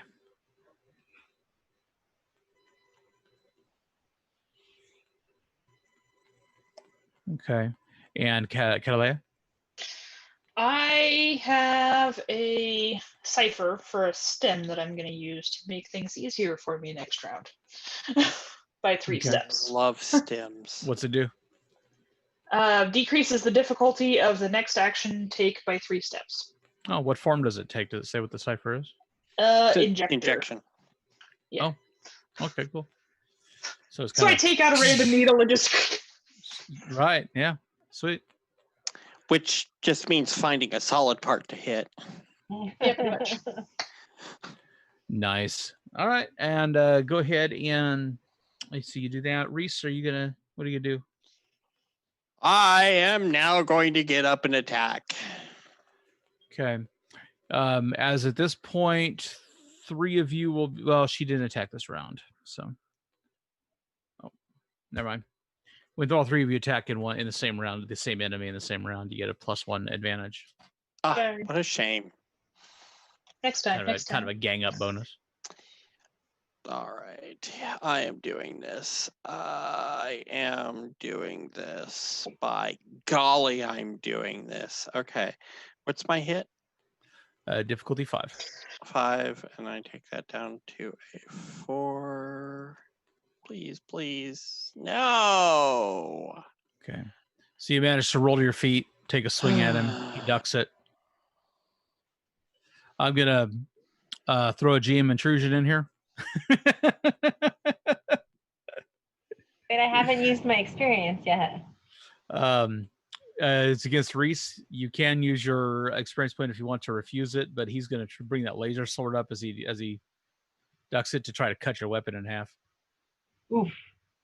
Oh my. Yeah, that's fine. I mean, I'm sure I could block it.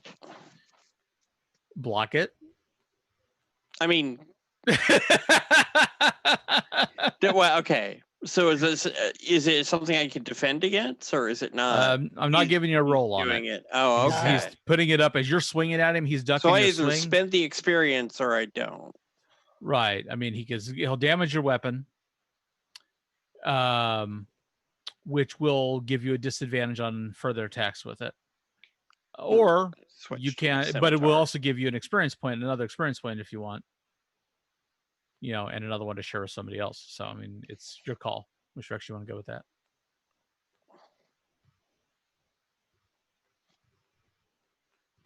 Wait, I get the other experience point if you accept the intrusion, I give you 2 experience points and you give one of them away. Oh. If you deny the intrusion, you have to spend the experience point you have. I'm accepting it.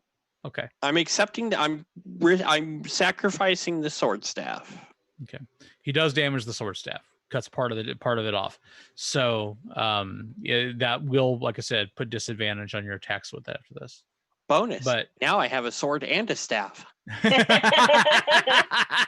But you do get fighting. I don't know. I mean, that's just a thing, right? So, but I am going to give you 2 XP, and you get to decide who you give the other one to. Okay. There you go. So, right. And drive it again and give that to much faster. Catalea. Yay. I was guessing. Thank you. Yes. Yeah. Okay. So I wanted to do this to give you guys some rerolls. We need all the help we can get. He's a tough one. I'd lose 2 points of damage by doing that and going down to my jeweled scimitar, but my jeweled scimitar is so much prettier, it makes it easier to get my flourish. So you get charming stuff in. It's your action, and I believe that makes it my priest section, doesn't it? Something that entertains or impresses. Priest is back there being a lump on the log. Yeah, well, you got him down to where he's got 1 point of health left, 2 points of health left. So he was taking an action to recover to start with. And then he needs 10 more minutes to recover. To recover more than that, he would, but yeah, obviously that isn't. Whoops. Have I had my action after the stem yet, or has that not come up yet? Not yet. Not yet. Okay. Just making sure that I'm. So this is the action that Krace has the opportunity to re-enter the fray. Okay. But At this point, Jaren will get to attack first. And Jaren actually spins to try to stab Soda again. But what's that? Yeah, speed defense. But it's going to be a 5, and then you knock it down to 4 automatically, right, for your training and speed defense. And then I also knock 2 it down for the cipher. Yep. And another one because at that moment, Krace appears as if from invisibility. Right beside him, and makes him kind of reverse the strike at the last second, so it doesn't come through the same force, in order to keep it from being hit by Krace's blade. Oh, okay. So 1. Yep. Nice. It would have been really sad. It would have been very sad if you rolled a 1 or a 2. Would have been so sad. Yeah. Double sad on a 1. Right. All right. Krace just used his action to impose the disadvantage on his attack. So we're back at the top of the round. Basically, Catalea. Yes. I would like to stab the dude using my Pierce ability at the cost of 1 speed to add damage to it. Okay. Roll the stab a dude check. His difficulty is 5. Minus the 3 from the stem. So difficulty 2. Right. Yay! Nice. Yay. Damage? Damage is going to be 3. Okay. You guys are getting there. Eventually. Reese? I almost had the first target dead in my first attack. Rude. I'm not to you, am I yet? So do you haven't had your action yet, have you? Sorry. Why am I Soda. slow on the count? I was you should have had your action right before Catalea. I apologize. Oh. You were at the top of the round. Jaren was at the bottom. Okay.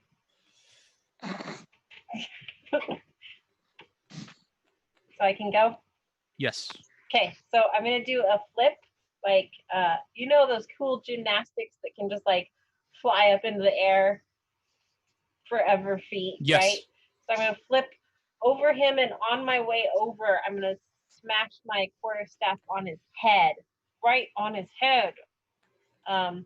So that is a graceful thing, yes. I like it. I like it. His challenge is 5, then minus the 2 for my cipher, puts it at a 3, and I'm going to use 2 more speed to put it at a 2, and rolling the dice. Yes, that's a 19. Plus 3 on the damage. Ooh, nice. And a minor effect. So that is 7 points of damage, and I feel like since I was whapping him on this head, that has to knock him forward. Maybe someone's sword is nearby. At least knock him forward. All right. Takes an additional point of damage from hitting somebody else's sword. The one he broke off my stick. Yeah. He slips on it and it cuts into his leg. That's funny. I like it. And he says, "Ah!" All right. Wait, what did he say again? Ah! Need me to spell it? And then I land Did you? precisely and gracefully A-A-A-A-A-A-H. in Exclamation point. Oh, sorry. the space behind him where he used to be standing. Catalea, you did a thing? Mm-hmm. Yeah. Okay, we got you, didn't we? Reese. Yes. Now I do my thing. Here I come to save the day. I Remember draw that my you- jeweled scimitar. Mm-hmm. Remember that you guys get, at this point, you get an additional point off of the additional point of advantage for ganging up. Yeah. Oh. I draw my jeweled scimitar, which is so pretty and flashy, and I say, "Ha ha! I always have a spare." And I go and attack him. I suppose that's quippy enough. You know. And that gives us +1 on our dice pools for the next turn. Wait, now what was my original attack target? 5. 5. 5, 4, 3. 3. Okay. No, 4. 1 less for your 3. advantage. And then when I 3, spend 2 points, that makes it 3. Okay. Yeah. Woof. Okay. Can I He doesn't reroll seem. that? He does. If you want to spend an XP. I do. I do. Now's the time to spend it. There it is. Boom. Take it. We have a roll. I'm gonna yes. Nice. Hey, that's the type That's of additional reroll. 2 That's points. 2 So extra what? How much damage. damage is that? That is going to be. Let me. Okay. That is going to be 5 points of damage. Nice. Seriously? Okay. Yeah. Well, I get 4 for the scimitar, and then I added 1 with my trusty thrust. Plus Okay. 2 for the scimitar's 4. 1 from Thust, 2 from the 18. Oh, well, if I That- get 2 from 18, then yeah, 7 it's fine. damage. Okay, that's enough. I thought you'd have it up to. Okay. So yeah, you went from a miss to slicing and dicing. He's done. Yeah. That's that rips open enough of his body to drop him to the ground in an ever widening pool of blood. Cool. Cray says, "Get away quickly!" Get away from what? And he backs away from Jaren. Okay, I back away from Jaren. Oh God. Okay. Well, I back away from Jaren. Everybody make a speed defense roll I- from the detonation that goes off when the priest dies. What's Oh, the shit. level? Difficulty. Difficulty 5. -1 for my speed defense, -2 for my defensive spicer. That's not an attack. Oh. Yep. So, but still -1 for the thing, right? Yeah, -1 for your speed defense, and you can use effort if you want to. Oh, I can. Yes. Okay. I am going to use effort. And I have speed defense, so it's going to be 3 then? Yeah. Okay. I want to re-roll that. Still failed. Oh yeah, me too. Yay, success! Oh, I have to spend another 2. Do I have to spend another 2 to get the effort? If you want to use effort, yeah. Man. Fine. Oh, that'll do it. 2. Nice. Well done. That'll do, donkey. That'll do. There we go. Nice. Well Yes, done, guys. Cranium bomb. And then I also want to take a quick action to recover. Oh, fine. Oh, yeah, I want to do that too.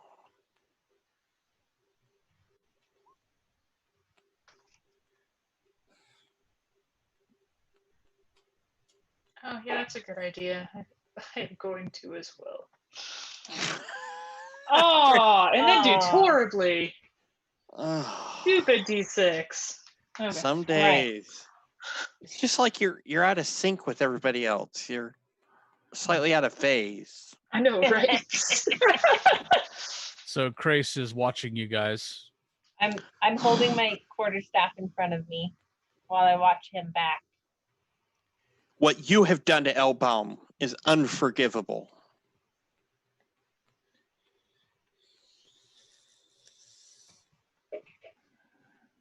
Then what must be, must be.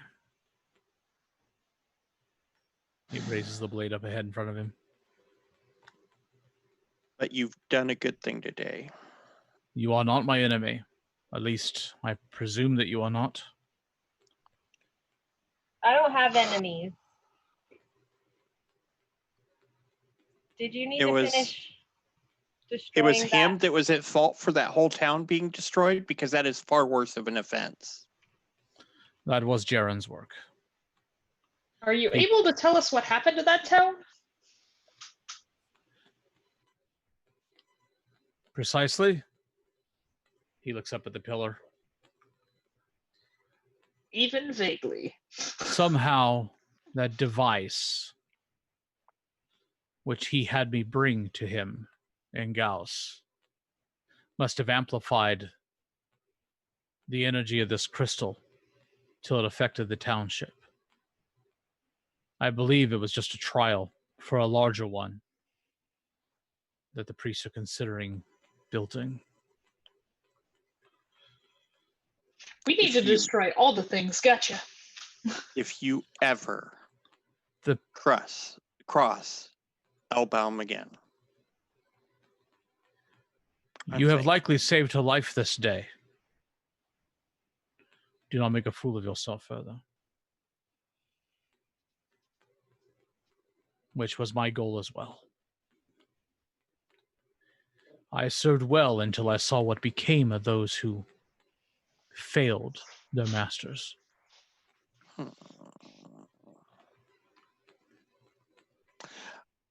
Okay. One of the region's dearest friends was very nearly killed by a detonation set by House Leonig. I protected her with my body. She responded by punishing her bodyguards who failed her, even though I had saved her life, by having them flogged and removed from her service, treating them like nothing more than chattel, like all the blood do. I've seen too much of it, in court, out on the streets. It had to stop. I was very nearly killed. It was Jaren who nursed me back to health, replaced my body. But my heart no longer beats. Which, of course, was also his design, so that I could come here and do his work without being affected by this place.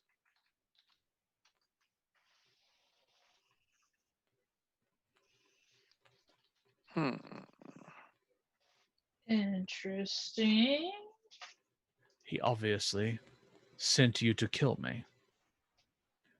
Once I realized what he was doing, I came here to stop it. The pillar is indestructible. I was hoping this machine might be easier to manipulate.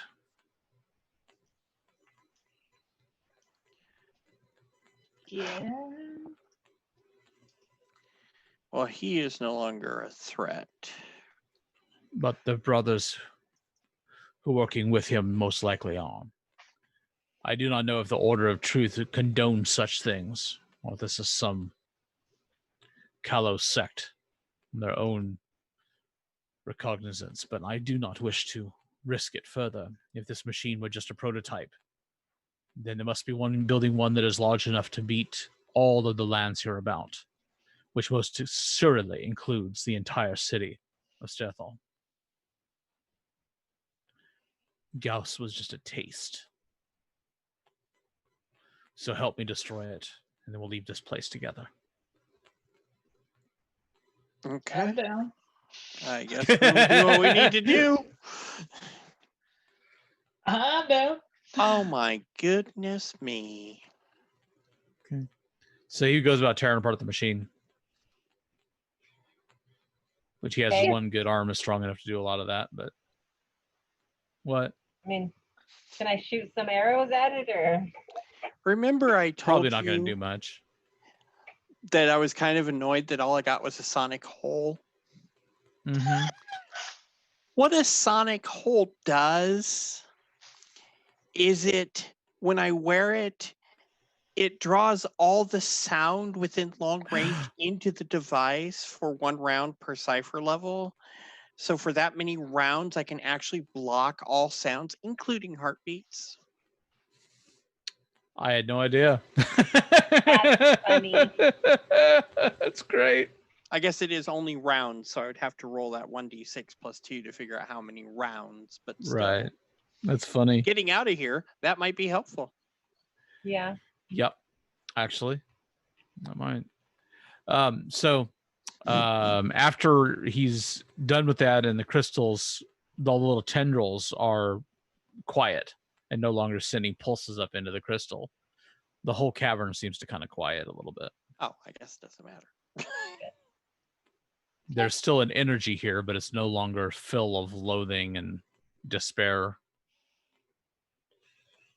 The thing that destroyed the town. The town was heartbroken. He moves to throw the pieces of it down into the chasm. After all that, Soda, are you going to shoot him? I don't think I am. Okay. You look like maybe you were thinking about it still. I am still thinking about shooting him. I mean, you got to kill somebody, but Yeah. this guy's and- actually on the list. Yeah. I mean, the other guy says that he gave me the kill list. So maybe if I kill the person who gave me the kill, I mean, you are still on my kill list, I think. Do what you must, but perhaps we could do it another time.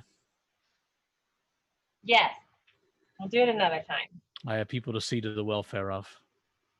Okay, I'll kill you later. Understood.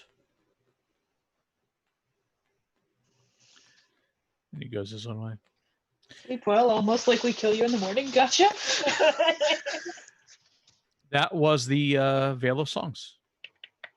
There we go. I like Hope you guys enjoyed it. We didn't That was fuck that super up fun. too bad. No, that's pretty cool. I wasn't sure how it was going to go with you guys. You definitely challenged me. I definitely still tried to break the radio. Okay. Well, anybody know if the stream was still going, if everything's still working? Yeah, Yeah, everything's and working. we still have. I don't know who your Becky's happy about it. There's Your more Erik people in the shot? chat. Yeah. I don't know who Eureka is. I don't know either. Erik shot. Are you still there? I don't know who else is in the stream who hasn't said anything either. Oh, it's Um, Tad. Oh, Tad. So- Oh, jeez. Awesome. Voth. I don't know who Voth is either. That's Tad. me. Hi, Tad. Voss, that's Vanessa. Oh, I see. Hi. V-O-T-H? Oh, okay. Awesome. Yeah, that was my maiden name. I hope it wasn't too boring. Hope you guys enjoyed it. Appreciate you Yeah, I hanging with us. Yeah. I'll get this. Right, Ken? Right, Ken? I forgot to Yay. record. You gotta be kidding me. Oh no. Richard and I were neither one of us thought to start the recording. We have it on video. We don't have it on audio. Do we have it on video? Oh, on YouTube. Yeah, Fuck it's yeah. on YouTube and Twitch.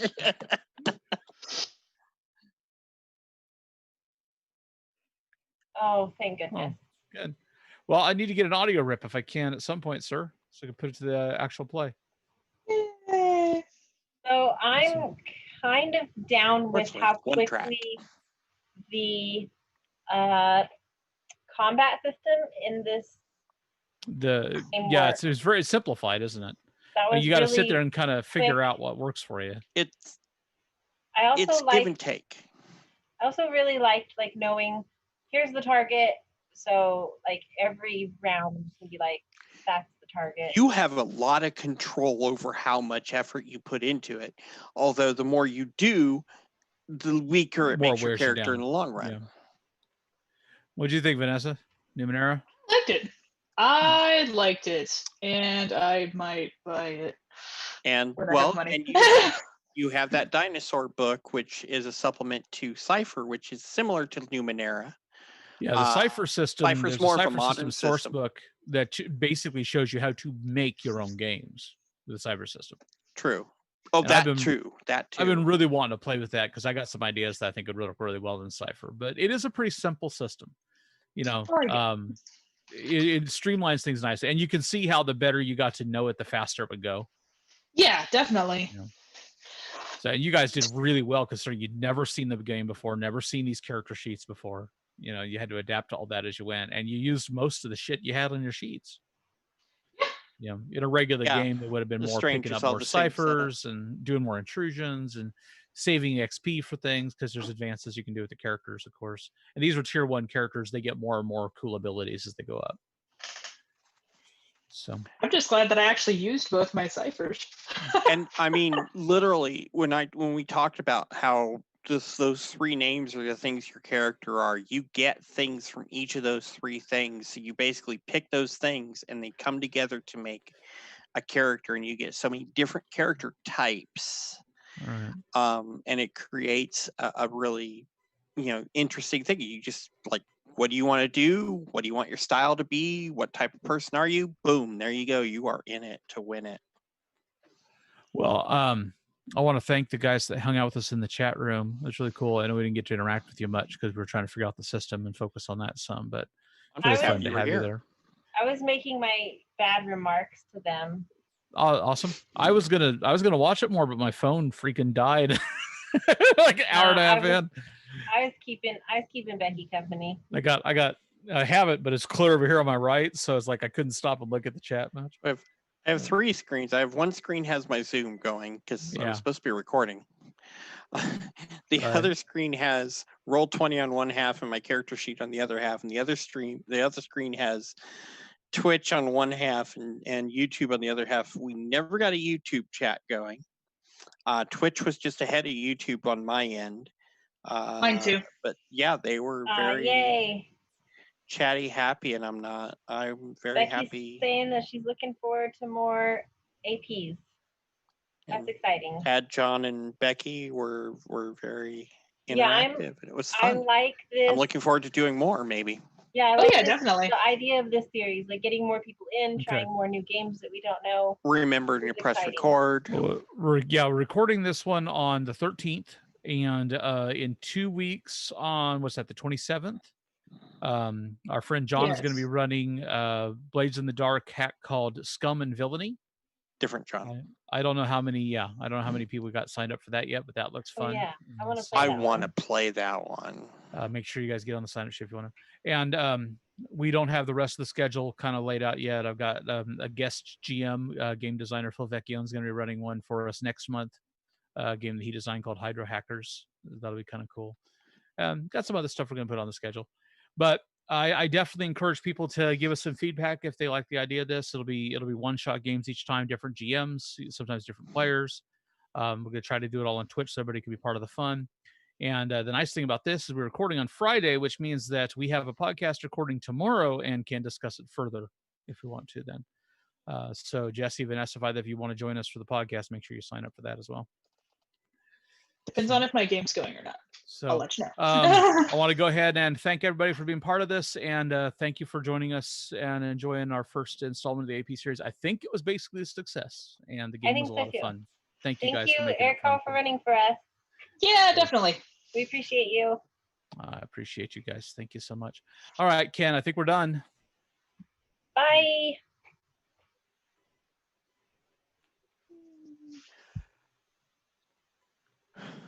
I don't know if we're still on or not.